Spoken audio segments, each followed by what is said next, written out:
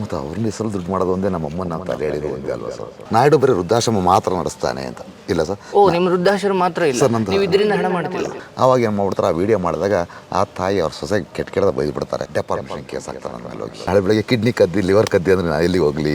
ಈಗ ಅದೇ ಹೇಳಿದ್ರು, ಒಳ್ಳೆ ಅಭಿಪ್ರಾಯ ಇಲ್ಲ ಆಶ್ರಮಗಳ ಬಗ್ಗೆ. ತನ್ನ ಶಕ್ತಿ ಇರೋವರೆಗೂ ಭಿಕ್ಷೆ ಇಟ್ಕೊಂಡು ತಿಂತಾನೆ. ನಾಳೆ ಬೆಳಗ್ಗೆ ಆ ಭಿಕ್ಷುಕಿಗೆ ಹಾರ್ಟ್ ಅಟ್ಯಾಕ್ ಆಯ್ತು, ಗ್ಯಾಂಗ್ರೀನ್ ಆಯ್ತು, ಅಥವಾ ಏನೋ ಒಂದು ಸರ್ಕಾರ ನೋಡಲ್ಲ ಸರ್ ಅವನ್ನ, ಯಾಕಂದ್ರೆ ವೋಟಿಂಗ್ ಪವರ್ ಇಲ್ಲ ಅವನಿಗೆ. ಈಗ ಒಂದು ಕಾಲ ನಂಗೆ ಒಂದು ಬಂದಿತ್ತು, ಅಮೆರಿಕದ ತಾಯಿ 7 ಕೋಟಿ ಆಸ್ತಿ ಮಾರಿ ಮಗನಿಗೆ ಕೊಟ್ಟು ಅಮೆರಿಕ ಕರ್ಕೊ ಹೋಗ್ತಾನೆ, ಅಲ್ಲಿ ಮಾತ್ರೆಗೂ ಸಮೇತ ದುಡ್ಡಿಲ್ಲ ಸಹಾಯ. ನನ್ನ ಪ್ರಕಾರ ವೃದ್ಧಾಶ್ರಮ ಅಥವಾ ನಿರಾಶ್ರಿತರತಮ ಇವಿರಬಾರ್ದು ಅನ್ನೋ ನನ್ನ ಕಾನ್ಸೆಪ್ಟ್. ಸತ್ತೋದ್ರೂ ಅಷ್ಟೇ ಆ ಪೊಲೀಸ್ನವರೇ ಆ ಬಾಡಿ ತಗೋಗಿ ಅಂತ್ಯಕ್ರಿಯೆ ಮಾಡಬೇಕು. ಇಲ್ಲ, ನನ್ನ ಹೆಂಡ್ತಿದೆ, ಇದು ಆಶ್ರಮ ನಂದಲ್ಲ. ಇದು ವಯಸ್ಸಾದವ್ರು ಮಾತ್ರ ಇಲ್ಲ, ಡ್ರಗ್ ಪೆಡ್ಲರ್ಗಳ್ನು ಆಶ್ರಮದಲ್ಲಿ ಮಡಿಕೊಂಡಿದ್ದೀರ ಸರ್. ಅವರೊಬ್ಬರೇ ಇಲ್ಲ, ಆಶ್ರಮದವರು ಅಷ್ಟೇ ಲಾಭ ಇದೆ, ನಾವು ಅವ್ರನ್ನ ಸಾಕೋದಿಲ್ಲ. ಫಾರನ್ ಫಂಡ್ ತಗೊಂತಾರೆ, ದಿನಾ ಫಂಡ್ ಬರ್ತಾ ಇದೆ ಅವರಿಗೆ, ಬೇಕಾದಂಗೆ ಬರ್ತಾ ಅನ್ನೋ ಮೆಂಟಾಲಿಟಿಲಿ ಜನ ಬದುಕ್ತಾರೆ ಸರ್. ನಮ್ಮಮ್ಮನ ಇಟ್ಕೊಂಡು ವ್ಯವಹಾರ ಮಾಡ್ತಾ ಇದೆಯಾ ಅಂತ ಅದನ್ನು ಬಿಡಬೇಕು, ಅಥವಾ ನಮಗೊಂದು ಕುಟುಂಬ ಇದೆ ಅಂತ. ಈ ಮುಂಚಿನ ಕುಟುಂಬ ಇತ್ತು, ದುಡ್ಡು ಇಟ್ಕೊಂಡು ಆಶ್ರಮ ಶುರು ಮಾಡಿದ್ದ ಅಥವಾ ಆಶ್ರಮ ಮಾಡಿ ದುಡ್ಡು ಮಾಡಿದ್ದ? ಮುಚ್ಚೋ ಯೋಚನೆ ಯಾಕೆ ಬಂತು? ಆಶ್ರಮ ನಡೆಸ್ತೀರಷ್ಟೇ, ಜೀವನನೂ ಅದರಲ್ಲಿ ನಡೆಸ್ತೀರ ಅನ್ಕೊಂಡ್ಬಿಟ್ಟಿರ್ತಾರೆ. ಓ, ಇವನು ಆಶ್ರಮ ದುಡ್ಡಲ್ಲಿ ಬಂದು ಶೋಕಿ ಮಾಡ್ತೀಯಾನೆ ಅಂತ. ಅವರ ಹೆಸರಲ್ಲಿ ನೀವು ಏನಾರು ತಿಂದ್ರೆ ಅವ್ರಿಗೆ ದೊಡ್ಡ ಅನಾಥರು ನೀವು ಸರ್. ಸುಮ್ಮನೆ ಇಲ್ಲಿ ಕುತ್ಕೊಂಡು ಏನು ಸೋಷಿಯಲ್ ಮೀಡಿಯಾದಲ್ಲಿ ವೀಡಿಯೋ ಜಾಸ್ತಿ ಹೋದ್ರು ನಾನೇ ದೊಡ್ಡ ತೋಲು ನನ್ನವೇ ಇಲ್ಲ ಸರ್. ಆಟೋ ರಾಜ ಫಸ್ಟ್ ಕಿಚ್ಚ ಸುದೀಪ್ ಅವ್ರ ತಾಯಿ ಪುಣ್ಯ ಸ್ಮರಣೆಗೆ ಸ್ವಲ್ಪ ಗ್ರಾಸರಿ ಕಳಿಸಿದ್ರು. ಅಮ್ಮ ಮೂಗಿ, ಅಕ್ಕನ ಮೂಗಿನೇ, ಮೂಲತಃ ಹ್ಯಾಂಡಿಕ್ಯಾಪ್ ಸರ್, ಕಾಲಿಲ್ಲ ಇದ್ದಂಗೆ. ಆಸರೆ ಹೆಸರಲ್ಲಿ ನೀವು ಅವಾರ್ಡ್ ಕೊಡೋದಾದ್ರೆ ನಂಗೆ ಅವಶ್ಯಕತೆ ಇಲ್ಲ ಅಂತೀವಿ ಸರ್. ಅಪ್ಪ ಅಮ್ಮ ಏನು ಮಾಡ್ಕೊಂಡಿದ್ರು? ಅಪ್ಪ ನೋಡಿಲ್ಲ ಸರ್. ಮತ್ತೆ ಮನೇಲಿ ಒಬ್ಬ ಹ್ಯಾಂಡಿಕ್ಯಾಪ್ಟ್ ಇದ್ರೆ ಮನೆಯವ್ರು ನೋಡೋ ರೀತಿನೇ ಒಂಥರ ಚೇಂಜ್ ಇರುತ್ತೆ ಸರ್. ಜನಕ್ಕೆ ಅನ್ನ ಕೊಡುವ ಕೆಲಸ ನಿಮ್ಮ ಶ್ರೀಮತಿಯವ್ರ ಜೊತೆ ಆದ್ಮೇಲೆ ಈ ಪ್ಲಾನ್ ಬಂದಿದ್ದ ಅಥವಾ ಅದಕ್ಕೆ ಮುಂಚೆನೇ ನೀವು? ಇಲ್ಲ, ಅವಳ ಜೊತೆ ಅವಳು ಅನಾಥನೆ, ಅವಳಿಗೆ ಅಪ್ಪ ಅಮ್ಮ ಇಲ್ಲ. ನೀವು ನೋಡ್ಲಿಕ್ಕೆ ದರ್ಶನ್ ಸರ್ನ ನೋಡ್ಲಿಕ್ಕೆ ಜೈಲಿಗೆ ಹೋಗಿದ್ರಿ? ಹೌದು, ಅದನ್ನು ಬೇರೆ ತರ ಎಲ್ಲ ಇದು ಮಾಡಿದ್ರು. ಇಲ್ಲಿ ಬಂದು ದುಡ್ಡು ಮಾಡ್ತೀರಾ, ನಿಮ್ಮ ಅಮ್ಮನ ಹೆಸರು ದುಡ್ಡು ಮಾಡ್ತೀರಾ ಅಂತ ಅರ್ಥ. ಮೂಲತಃ ನಾನು ಒಬ್ಬ ಕನ್ನಡ ಪರ ಹೋರಾಟಗಾರ. ನೀವು ಹೇಳಿದ್ರೆ ನಿಮ್ಮ ಆಶ್ರಮದವ್ರು ಕೆಲವು ರಿಯಾಲಿಟಿ ಶೋ ಇದೊಟ್ಟು ಬಾಡಿಗೆಲೆ ನಡೀತಾ ಇದೆ. ಎಷ್ಟು ಕಟ್ತೀರಿ ತಿಂಗಳಿಗೆ? ಟೋಟಲಾಗಿ ಈ ಒಂದು ಬಿಲ್ಡಿಂಗ್ಗೆ 96,000 ಬಾಡಿಗೆ.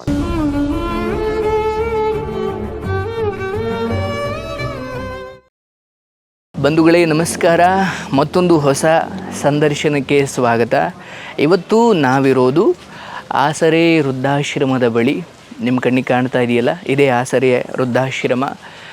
ನೂರಾರು ಜನರಿಗೆ, ಅದರಲ್ಲೂ ನಿರಾಶ್ರಿತರಿಗೆ, ಯಾರೂ ಇಲ್ಲ ಅಂತಕ್ಕಂತಹ ಆ ನೊಂದವರಿಗೆ ಆಸರೆಯಾಗುವ ಅದೆಷ್ಟೋ ವೃದ್ಧಾಶ್ರಮಗಳಿದ್ದಾವೆ. ಅದರಲ್ಲಿ ಭಾಳ ವಿಶೇಷವಾಗಿ ಈ ಆಸರೆ ವೃದ್ಧಾಶ್ರಮ ಅಂತಹದ್ದೊಂದು ಸೇವೆ ಸಲ್ಲಿಸ್ತಾ ಇದೆ. ನಾನು ಅದರ ಮಾಲೀಕರಾದ ಶ್ರೀಯುತ ಜಯರಾಜ್ ನಾಯ್ಡು ಅವ್ರ ಬಳಿ ಮಾತಾಡಬೇಕಾದ್ರೆ ಇದಕ್ಕಿಂತ ಮುಂಚೆ ಅವರು ಬಹಳಷ್ಟು ವಿಚಾರಗಳ ಬಗ್ಗೆ ಹಂಚಿಕೊಳ್ತಾ ಇದ್ದರು. ಇವತ್ತು ಆಶ್ರಮ ಅನ್ನೋದು ಒಂದು ವ್ಯವಹಾರವಾಗಿಬಿಟ್ಟಿದೆ, ಇದರಿಂದ ತುಂಬ ತಪ್ಪುಗಳು ನಡೀತಾ ಇದ್ದಾವೆ, ಜನರು ನಂಬಿಕೆ ಕಳ್ಕೊಳ್ತಿದ್ದಾರೆ, ಹೀಗೆ ತುಂಬ ವಿಚಾರಗಳನ್ನು ಅವರು ನನ್ನ ಜೊತೆ ಹಂಚಿಕೊಂಡ್ರು. ಅದಕ್ಕೆ ನಾನು ಸರ್ ನಿಮ್ಮ ಜೊತೆ ಒಂದಷ್ಟು ವಿಚಾರಗಳನ್ನ ಚರ್ಚೆ ಮಾಡಬೇಕು, ನಮ್ಮ ವೀಕ್ಷಕರಿಗೂ ಕೂಡ ಏನಿದೆ ಪರಿಸ್ಥಿತಿ, ಆಶ್ರಮ ಅನ್ನೋದು ಕೇವಲ ಸೇವಾ ಮನೋಭಾವವ ಅಥವಾ ಅದೇನಾದರೂ ಒಂದು ಬಿಸ್ನೆಸ್ ಆಗ್ತಾ ಇದೆಯಾ, ಏನು ನಿಮ್ಮ ಅನುಭವ ಹೇಳ್ಕೊಳ್ಳಿ ಅಂತ ಕೇಳಿದಾಗ ಬನ್ನಿ ಸಾರ್ ಅಂತ ಕರೆದ್ರು. ಹಾಗಾಗಿ ಇವತ್ತು ಶ್ರೀಯುತ ಜಯರಾಜ್ ನಾಯ್ಡು ಅವರ ಸಂದರ್ಶನ ಇದೆ. ಈ ಸಂದರ್ಶನ ನೋಡ್ತಾ ಹೋದಾಗ ಇಲ್ಲಿ ಎಂತೆಂಥವರಿದ್ದಾರೆ, ಎಂತೆಂಥ ಕಥೆಗಳಿದ್ದಾವೆ, ಮತ್ತು ಈ ಆಶ್ರಮ ಹೇಗೆ ಶುರುವಾಯಿತು, ಇದು ಹೇಗೆ ರನ್ ಆಗುತ್ತೆ, ದುಡ್ಡಿಲ್ಲಿಂದ ಬರುತ್ತೆ, ಅಥವಾ ಇವ್ರ ಬದುಕೇನು, ಇದನ್ನು ಯಾಕೆ ಮಾಡಿದ್ರು, ಖಂಡಿತ ನಾನು ಭರವಸೆ ಕೊಡ್ತೀನಿ ಈ ವಿಡಿಯೋ ನಿಮ್ಮ ಕಣ್ಣು ತೆರೆಸುತ್ತೆ. ಈ ವಿಡಿಯೋ ನಿಮಗೆ ಭಾಳಷ್ಟು ವಿಚಾರಗಳನ್ನು, ಸತ್ಯದ ದರ್ಶನವನ್ನು ಮಾಡಿಸುತ್ತೆ. ಬನ್ನಿ ಹೋಗೋಣ ಆಶ್ರಮದೊಳಗಡೆ, ಅವರನ್ನು ಕೇಳೋಣ, ಅವ್ರ ಬಗ್ಗೆ ಮಾತಾಡೋಣ, ಏನೇನು ಅವ್ರ ಬಗ್ಗೆ ಕಾಂಟ್ರವರ್ಸಿಗಳಿದ್ದಾವೆ ಎಲ್ಲವನ್ನು ಪ್ರಶ್ನೆ ಮಾಡೋಣ. ಬನ್ನಿ ಬಂಧುಗಳೇ, ನಾನು ಹೇಳ್ತಾ ಇದ್ದೆ ಆಸರೆ ಫೌಂಡೇಶನ್ ಮತ್ತು ಆಸರೆ ವೃದ್ಧಾಶ್ರಮದ ಕುರಿತು ನಾವಿವತ್ತು ತುಂಬ ವಿಚಾರಗಳನ್ನು ತಿಳ್ಕೊಳ್ಳೋದಿದೆ. ಸೊ ಅದರ ಮಾಲೀಕರಾದ ಶ್ರೀಯುತ ಜಯರಾಜ್ ನಾಯ್ಡು ಸರ್ ಅವರು ನಮ್ಮ ಜೊತೆ ಇದ್ದಾರೆ. ಅವರನ್ನು ಮಾತಾಡಿಸೋಣ. ನಿಮಗೆ ಗೊತ್ತಿರಲಿ, ಬೆಂಗಳೂರಲ್ಲಿರುವ ಎಷ್ಟೋ ಆಶ್ರಮಗಳಿದ್ದಾವೆ ಅಲ್ವಾ? ಬೆಂಗಳೂರಲ್ಲಿ ತುಂಬ ಆಶ್ರಮಗಳಿದ್ದಾವೆ. ಅದರಲ್ಲಿ ಪೊಲೀಸ್ ಕಾವಲು ಇರತಕ್ಕಂಥ ಆಶ್ರಮ ಇದೊಂದೇ. ಅದ್ರ ಬಗ್ಗೆ ತುಂಬ ವಿಚಾರಗಳು ಮಾತಾಡೋದಿದೆ. ಬನ್ನಿ. ಇವರೇ ನೋಡಿ, ಭಾಳಷ್ಟು ನಿಮಗೆ ಗೊತ್ತಿರುತ್ತೆ, ಎಲ್ಲರೂ ನೋಡಿರ್ತೀರ ಸರ್. ನಮಸ್ತೆ. ನಮಸ್ಕಾರ ಶ್ರೀಯುತ ಜಯರಾಜ್ ನಾಯ್ಡು ಸರ್. ಮೊದಲನೇದಾಗಿ ನಿಮ್ಮ ಬಗ್ಗೆ, ಅವ್ರ ಬಗ್ಗೆ ಹೇಳಬೇಕಂದ್ರೆ ಒಂದು ಸಂದರ್ಶನ ಕೊಡಿ ಸರ್ ಅಂದಾಗ ತುಂಬ ಹಠ ಮಾಡಿದ್ರು. ಕಾರಣ ಅಷ್ಟೇ ಚೆನ್ನಾಗಿತ್ತು. ಯಾಕಂದರೆ ಒಂದು ಪ್ರಚಾರದ ಕಾರಣಕ್ಕಾಗಿ ಬದುಕುವ ವ್ಯಕ್ತಿತ್ವ ಅದಲ್ಲ ಅಂತ ನನಗಲ್ಲಿ ಅರಿವಾಯಿತು. ಅದಾಗಿಯೂ ನಮ್ಗೆ ಅವಕಾಶ ಕೊಟ್ಟಿದ್ದಕ್ಕೆ ಥ್ಯಾಂಕ್ ಯು. ದೊಡ್ಡ ಥ್ಯಾಂಕ್ ಯು ನೀವು ಬಂದಿದ್ದಕ್ಕೆ. ಓಕೆ, ಈ ಆಸರೆ ವೃದ್ಧಾಶ್ರಮದ ಕುರಿತು ಸುಮ್ಮನೆ ಮೊದಲನೇ ಪ್ರಶ್ನೆ ನೇರವಾಗಿ ಬರ್ತೀನಿ. ತುಂಬ ಒಳ್ಳೆ ಅಭಿಪ್ರಾಯ ಇದೆ ಅಂತ ಅನಿಸುತ್ತಾ ನಿಮಗೆ ರಾಜ್ಯದಲ್ಲಿ ಅಥವಾ ಜನರಲ್ಲಿ? ಇಲ್ಲ ಸರ್, ಇಲ್ಲ.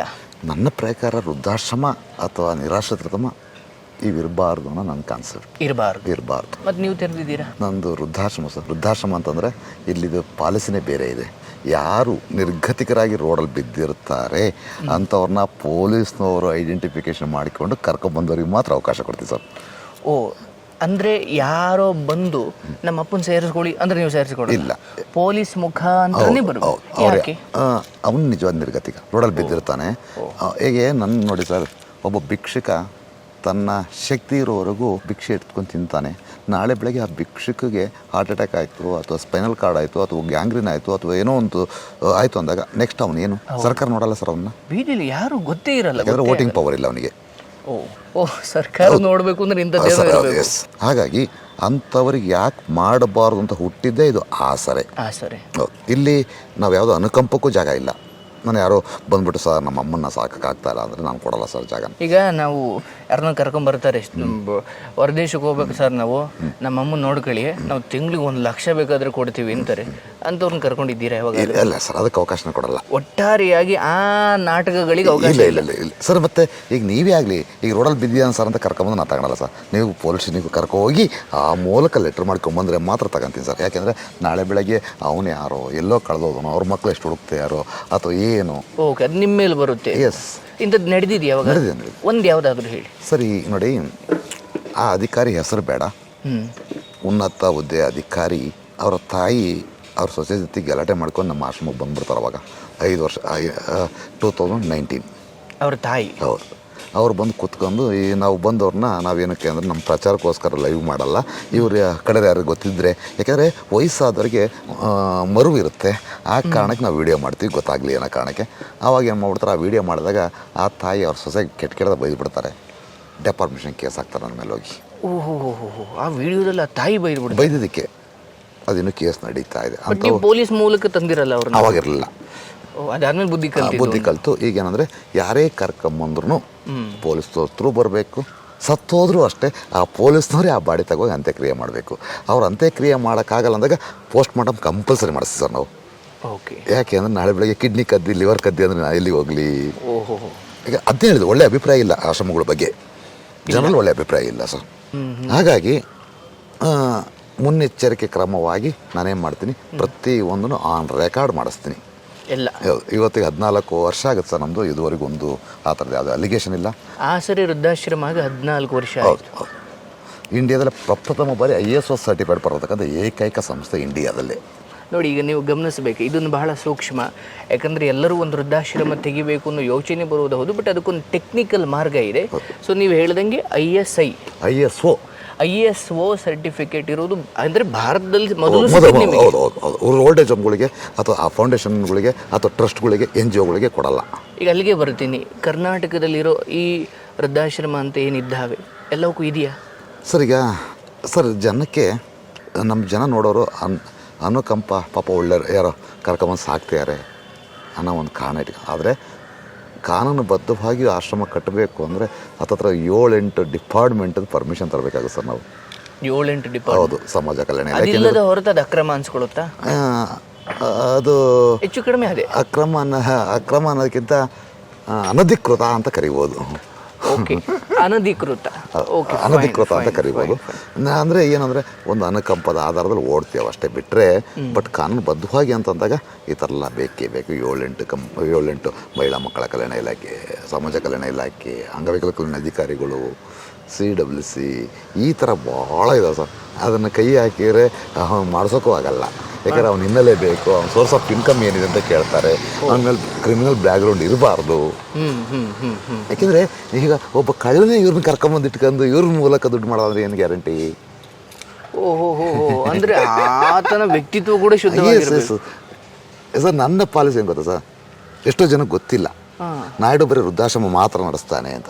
ಇಲ್ಲ ಸರ್, ನಿಮ್ಮ ವೃದ್ಧಾಶ್ರಮ ಮಾತ್ರ ಇಲ್ಲ, ನೀವು ಇದರಿಂದ ಹಣ ಮಾಡ್ತಿಲ್ಲ ಸರ್ ಒಂದು ಮಾತು ಹೇಳ್ಬಿಡ್ತೀನಿ, ನಿಮ್ಮ ಅಪ್ಪ ಅಮ್ಮನ ಹೆಸರು ನೀವು ದುಡ್ಡು ಮಾಡ್ತೀರಾ? ಮಾತು ಮತ್ತು ಅವ್ರನ್ನ ಹೆಸರು ದುಡ್ಡು ಮಾಡೋದು ಒಂದೇ, ನಮ್ಮ ಅಮ್ಮನ ನಾವು ತಲೆ ಎಳೆದು ಒಂದೇ ಅಲ್ವಾ ಸರ್? ಓಕೆ, ಇಲ್ಲಿರೋರ್ನ ನೀವು ಎಸ್, ಇವತ್ತರೆಗೂ ನಾನು ಎಲ್ಲೂ ಅವರು ಭಿಕ್ಷುಕರು, ನಿರ್ಗತಿಕರು ಇವ್ರಿಗೋಸ್ಕರ ಸಹಾಯ ಮಾಡಿ ಅಂತ ಕೇಳಿಲ್ಲ ಸರ್. ನಾನು ನೀವು ಸಹಾಯ ಕೇಳಿಲ್ಲ ಸರ್? ಬರ್ತಾರೆ ಸರ್ ಡೋನರ್ಗಳು, ಅವರಾಗೆ ಬರ್ತಾರೆ. ಬಟ್ ನಾನು ಎಮೋಷನಲ್ ಬ್ಲ್ಯಾಕ್ ಮೇಲೆಲ್ಲ ಮಾಡಿ ವೀಡಿಯೋಗಳು ಹಾಕೋದು, ಸ್ಕ್ಯಾನರ್ ಹಾಕೋದು ನಂಗೆ ಗೊತ್ತಿಲ್ಲ ಸರ್. ನಾನು ಹಾಕಿದ್ವಿ ಇವತ್ತರೆಗೂ ಹಾಕಿಲ್ಲ. ತಪ್ಪು ಸರಿ ನನ್ನ ನಿಮ್ಮ ಪ್ರಕಾರ ಸುಮ್ಮನೆ ನೇರವಾಗಿ ಹೇಳ್ಬೇಕು. ಈಗ ಒಂದು ಸರ್ ಅವ್ರವ್ರ ಆಶ್ರಮಕ್ಕೆ ಅವ್ರು ಬಿಟ್ಟಿದ್ದು, ನಾನು ತಪ್ಪು ಅಂತ ನಾನು ಹೇಳೋಕ್ಕಾಗಲ್ಲ. ನನ್ನ ಮನಸ್ಸಾರೆ ತಪ್ಪು. ಯಾಕೆಂದರೆ ಸರ್, ಈಗ ನೀವು ಚೆನ್ನಾಗಿ ಬದುಕಿದ್ದೀರಾ, ನಾಳೆ ನೀವು ಒಂದು ಆಶ್ರಮಕ್ಕೆ ಸೇರಬೇಕು ಅನ್ನೋ ಮನಸ್ಥಿತಿ ಬಂತು ಅಥವಾ ಆ ಪರಿಸ್ಥಿತಿ ಬಂತು ಅಂತ ಅರ್ಥ ಸತ್ತೋಗ್ಬಿಡ್ತೀರ ಸರ್. ಹೌದು ಹೌದು, ಅಂದರೆ ಒಂದು ಗೌರವದಿಂದ ಬದುಕಿದವನಿಗೆ ಅದು ಬಹಳ ಓಕೆ, ಈ ಆಶ್ರಮದಲ್ಲಿ ಇಂಥವ್ರು ಇದ್ದಾರೆ ಅಂತ ಸೋಷಿಯಲ್ ಮೀಡಿಯಾ ಮೂಲಕ ತೋರಿದಾಗ, ನೀವೇ ಹೇಳ್ದಂಗೆ ತೋರ್ಲಿಕ್ಕೆ ಎರಡು ಉದ್ದೇಶ ಇದೆ. ಒಂದು, ಅವ್ರ ಕಡೆಯವ್ರು ಯಾರೋ ಇದ್ರೆ ಬಂದು ಕರ್ಕೊಂಡು ಹೋಗಲಿ ಅನ್ನೋದು ಒಂದು. ಎರಡು, ಅದನ್ನು ಎಮೋಷ್ನಲಿ ತೋರಿಸೋದು ತಪ್ಪು ಅಂತ ನೀವು ಹೇಳ್ತೀವಿ. ಈಗ ನಿಮಗೆ ಉದಾಹರಣೆ ಕೊಡ್ತೀನಿ ಸರ್. ನೀವು ಆರ್ಥಿಕವಾಗೋ ಅಥವಾ ಚೆನ್ನಾಗೋ ಇದ್ದು ನಾಳೆ ಬೆಳಗ್ಗೆ ಬೀದಿ ಬಿದ್ದುಬಿಡ್ತೀರಾ. ಅವಾಗ ಒಂದು ಆಶ್ರಮ ಸೇರ್ಬೇಕು ಅನ್ನೋ ಮನಸ್ಥಿತಿ ಬರುತ್ತೆ. ಆಶ್ರಮಕ್ಕೆ ಸೇರ್ತೀಯ ಅಂದ್ಬಿಟ್ಟು ನೀವು ಅರ್ಧ ಸತ್ತೋಗ್ಬಿಡ್ತೀರಾ. ಅರ್ಧ ಸತ್ತೋದ್ರನ್ನ ಮತ್ತೆ ಕರ್ಕೊಂಬಂದಿಟ್ಕೊಂಡು ಅವ್ರನ್ನ ತೋರಿಸಿ ಸಹಾಯ ಮಾಡಿ ಅಂದಾಗ ಅವ್ರನ್ನ ಇನ್ನೂ ಸಾಯಿಸಲ್ವ ಸರ್ ನಾವು? ಬೇಡ ಸರ್, ಅವ್ರೇನು ಕೇಳ್ಕೆ ಬಂದಿಲ್ಲ ಸರ್. ನಾವಾಗಿ ಇಷ್ಟಪಟ್ಟು ಕಷ್ಟಪಟ್ಟು ಒಂದು ಟ್ರಸ್ಟ್ ರಿಜಿಸ್ಟ್ರ್ ಮಾಡಿ ನಾವೇ ಸಾಕ್ತೀವಿ ಅಂತ ಕರ್ಕೊಂಡು ಮತ್ತೆ ಅವ್ರನ್ನ ತೋರಿಸಿ ಯಾಕೆ ಸರ್ ನಾವು? ಅದಾಗಿಯೂ ನೀವು ಕೆಲವೊಬ್ಬರನ್ನ ತೋರಿಸಿದ್ದೀರಾ? ಏನ ದುಡ್ಡು ಕೊಡಿ ಅಂತನಾ? ಅಲ್ಲ, ಮೀಡಿಯಾ ಮುಂದೆ ಇಲ್ಲಿರೋರನ್ನ ತೋರಿಸಿದ್ದೀರಾ ನೀವು? ಸರ್ ಹೋಗಿದ್ದಾರೆ ಸರ್, ಒಳ್ಳೊಳ್ಳೆ ಕಾರ್ಯಕ್ರಮಕ್ಕೆ ಹೋಗಿದ್ದಾರೆ, ದುಡ್ಡಿಗಲ್ಲ. ಅಮ್ಮ ಅದು ನಮ್ಮಮ್ಮ ಸೂಪರ್, ಅದಕ್ಕೆಲ್ಲ ನಮ್ಮವರು ಭಾಗವಹಿಸಿದ್ದಾರೆ. ಹೌದಾ? ರಿಯಾಲಿಟಿ ಶೋಗೂ ಹೋಗಿದ್ದಾರೆ. ಬಟ್ ಅದು ಮತ್ತು ಎಷ್ಟೋ ಜನ ಸ್ಕೂಲ್ ಮಕ್ಕಳು ಹೇಗಿರುತ್ತೆ, ನಮ್ಮ ತಂದೆ ತಾಯಿನ ಯಾಕೆ ನೋಡ್ಕೋಬೇಕು ನಾವು ಅನ್ನೋದಕ್ಕೂ ಎಕ್ಸಾಂಪಲ್ ಇಲ್ಲಿಗೆ ಮಕ್ಕಳನ್ನ ಕರೆಸಿದ್ದೀವಿ, ಅವರಿಗೂ ಎಕ್ಸಾಂಪಲ್ ತೋರಿಸ್ತೀವಿ. ನೋಡಿ, ಶಾಲೆಯ ಮಕ್ಕಳನ್ನು ಒಂದು ಝೂಗಾಡ್ಗೋ ಒಂದು ಇನ್ನೆಲ್ಗೋ ಪ್ರವಾಸಕ್ಕೆ ಕರ್ಕೊಂಡು ಹೋಗೋ ಥರ ವೃದ್ಧಾಶ್ರಮಗಳಿಗೆ, ನಿರಾಶ್ರಿತರ ಆಶ್ರಮಗಳಿಗೆ ದೇವರ ಮಕ್ಕಳು, ಓಕೆ, ವೃದ್ಧಾಶ್ರಮಕ್ಕೆ ಮಕ್ಕಳನ್ನು ಕರ್ಕೊಂಡ್ಬಂದಿದ್ದು ಮೇಷ್ಟ್ರು ನಿರ್ಧಾರವಾಗಿತ್ತು. ಅದು ಹೌದು, ನಿರ್ಧಾರ ಅವ್ರದ್ದು ಆಗಿರುತ್ತೆ. ಯಾಕೆಂದರೆ ಒಂದು ಆ ಮಕ್ಕಳಿಗೆ ನಾವೆಲ್ಲೋ ಟೂರ್ ಹೋಗೋಕ್ಕಿಂತ ಇಂಥವ್ರು ಕರ್ಕೊಂಬಂದು ತೋರಿಸಿದಾಗ ರಿಯಾಲಿಟಿ ಅರ್ಥ ಆಗುತ್ತೆ ಸರ್. ನಾನು ನಮ್ಮ ಅಜ್ಜಿನ ಚೆನ್ನಾಗಿ ನೋಡ್ಕೋಬೇಕು, ಕಣ್ಣಲ್ಲಿ ನೀರು ಬಂದೇ ಹೊರ ಹೋಗ್ತಾರೆ ಅವರು. ಈಗ ಪುಸ್ತಕದಲ್ಲಿ ತೋರಿಸೋದಕ್ಕಿಂತ ರಿಯಾಲಿಟಿ, ಅವ್ರಿರೋ ಪರಿಸ್ಥಿತಿ, ಅವ್ರು ಹೆಂಗೀಗಿದ್ದವರು ಈಗ ಹೇಗಿದ್ದಾರೆ, ಹೌದು ಹೌದು ಹೌದು, ಅವಾಗ ಅವ್ರ ಕಣ್ಣು ಮುಂದೆ ಅವ್ರ ಅಜ್ಜಿನೇ ಬಂದ್ಬಿಡ್ತಾರೆ ಸರ್. ಅವ್ರ ಮನೆಗೆ ಹೋದ್ಮೇಲೆ ಭಾಳ ಉದಾಹರಣೆಗಳಾಗಿದ್ದಾವೆ. ಆ ಮಕ್ಕಳು ಬಂದಾಗ ಇಲ್ಲಿ ಅವ್ರು ಇಲ್ಲಿನ ಕೆಲವು ಕಥೆಗಳನ್ನ ಹೇಳಿದಾಗ ಮನೆಗೆ ಹೋದ್ಮೇಲೆ ಅಜ್ಜಿ ಅಂದರೆ ಕೇರ್ ಮಾಡದೇ ಇರ್ತಕ್ಕಂಥವ್ರು ಆಯಿತಾ, ಇಲ್ಲಿಂದ ಹೋದ್ಮೇಲೆ ಅವ್ರ ಅಜ್ಜಿನ ಹಿಡ್ಕೊಂಡು ಹತ್ತಿದ್ದಾರೆ, ಚೆನ್ನಾಗಿ ನೋಡ್ಕೊಳ್ತಿದ್ದಾರೆ. ಅದೇ ಎಕ್ಸಾಂಪಲ್. ಮಕ್ಕಳು ಕೂಡ ಬರ್ತಾರೆ ನೋಡಿ. ಯಾವುದಾದ್ರೂ ಶಾಲೆಯ ಶಿಕ್ಷಕರು ಇದು ನೋಡ್ತಾ ಇದ್ದರೆ, ಈ ಆಶ್ರಮಕ್ಕಿಂತ ಮಾತ್ರವಲ್ಲ, ಅವ್ರು ಹೇಳ್ದಂಗೆ ಒಂದು ದೇವಸ್ಥಾನಕ್ಕೆ ಕರ್ಕೊಂಡು ಹೋಗೋದು ಎಷ್ಟು ಮುಖ್ಯವೋ ಅದಕ್ಕಿಂತ ಶ್ರೇಷ್ಠವಾದದ್ದು ಇಂಥ ಆಶ್ರಮಗಳಿಗೆ ಕರ್ಕೊಂಬಂದಾಗ ಬದುಕಿನ ಚಿತ್ರಣ ಕಣ್ಣು ಮುಂದೆ ಬರುತ್ತೆ. ಓಹೋ, ಕಡೆಗಾಲಕ್ಕೆ ಎಲ್ಲರೂ ಹಿಂಗೆ ಆಗುತ್ತಾರೆ, ನಮಗೊಂದಿಸ ಈ ಸ್ಥಿತಿ ಬರೋದ್ರ ಬದಲು ನಮ್ಮ ಮನೆಯಲ್ಲಿರೋ ಹಿರಿಯರನ್ನು ಚೆನ್ನಾಗಿ ನೋಡ್ಕೊಳ್ಳೋಣ, ಗೌರವ ಕೊಡೋಣ ಅನ್ನೋ ಮನೋಭಾವನೆ ಹುಟ್ಟುತ್ತೆ. ಇವನ್ ಚೆನ್ನಾಗಿ ಹೇಳಿದ್ರಿ, ಆಶ್ರಮಗಳು ಇರಬಾರ್ದು ಅನ್ನೋದು ಹೌದು. ಅಂದರೆ ಇದು ಹೆಚ್ಚಾಗ್ತಿದ್ದಾವೆ ಅಂದ್ರೆ ಅದರ ಅರ್ಥ ಸಮಾಜದಲ್ಲಿ ಯಾಕೋ ಸಂಸ್ಕಾರ ಕಡಿಮೆ ಆಗ್ತಿದೆ ಅನ್ನೋದೇ ಹೌದಾ? 100% ಇದು ಇರಬಾರ್ದು ಅಂತ ಹೇಳ್ತೀನಿ. ಬಟ್ ಅದಕ್ಕೆ ಸರ್ಕಾರ ಒಳ್ಳೊಳ್ಳೆ ಕಾನೂನುಗಳು ತಂದಿದೆ. ಹಿರಿಯರನ್ನ ನೀವೇನಾದರೂ ಆಸ್ತಿ ಬರೆಸ್ಕೊಂಡು ಹೊರಗೆ ಬಿಟ್ಟರೆ ಅವ್ರ ಆಸ್ತಿನ ಮರಳಿ ಪಡೆಯುವಂಥ ಹಕ್ಕುಗಳಿದೆ. ಆದರೆ ಈ ತಂದೆ ತಾಯಿಗಳು ಕೇಸ್ ಕೊಡೋಕೆ ರೆಡಿ ಇರಲ್ಲ. ಮಕ್ಕಳ ಮೇಲಿನ ಮೋಹ ಅಂತ ಕಾನೂನು ಇದೆಯಾ? 100% ಇದೆ. ಅದೊಂಚೂರು ಹೇಳಿ, ಯಾವ ಥರ? ಈಗ ನೀವು ನಿಮ್ಮ ತಂದೆ ತಾಯಿ ಆಸ್ತಿ ಏನಾದರೂ ಬರೆಸ್ಕೊಳ್ತು ಅಥವಾ ಮಾರಿಬಿಟ್ಟು ಇವರೊಪ್ಪಿಗೆ ತಗೊಂಡು ಅವ್ರನ್ನ ಬೀದಿಗೆ ಬಿಸಾಕಿದರೆ ಅದಕ್ಕೆ ಅಂತ AC ಅವ್ರನ್ನ ಅಡ್ಮಿನಿಸ್ಟ್ರೇಟರ್ ಮಾಡಿರ್ತಾರೆ. ನೀವು ಅಲ್ಲಿ ಒಂದು ಕಂಪ್ಲೇಂಟ್ ಕೊಟ್ಟರೆ ಸಾಕು, 3 ಮಂತ್ಸಲ್ಲಿ ರಿಟರ್ನ್ ಬರುತ್ತೆ ನಿಮ್ಮ ಆಸ್ತಿ. ಅದಕ್ಕೆ ಉದಾಹರಣೆ ತುಮಕೂರಲ್ಲಿ ನಾನು ಮಾಡಿಸ್ಕೊಟ್ಟಿದ್ದೀನಿ ಅಮ್ಮಗೆ, ಶಾರದಮ್ಮ ಅನ್ನೋರಿಗೆ ನಾನೇ ಮಾಡಿಸ್ಕೊಟ್ಟಿದ್ದೀನಿ. ಓಕೆ, ಹಿರಿಯರು ಮಕ್ಕಳು ಯಾವುದು ಆ ಸ್ಥಿತಿಗೆ ತಲುಪೋದು ಬೇಡ, ಹಂಗೊಂದು ವೇಳೆ ತಲುಪಿದ್ರೆ ಸೊ ಆ ಆಸ್ತಿಯನ್ನು ಮರಳಿ ಮಕ್ಕಳಿಗೆ ಬುದ್ಧಿ ಕಲಿಸ್ಲಿಕ್ಕೆ ಅವಕಾಶ ಇದೆ. ಬಟ್ ಮಕ್ಕಳ ತಂದೆ ತಾಯಿಗಳು ಅದನ್ನು ಮಾಡಲಿಕ್ಕಿಲ್ಲ ಅಂತ ಸರ್. ಅದರಿಂದನೇ ಇವತ್ತು ಇದು ಹಾಳಾಗ್ತಾ ಇರೋದು.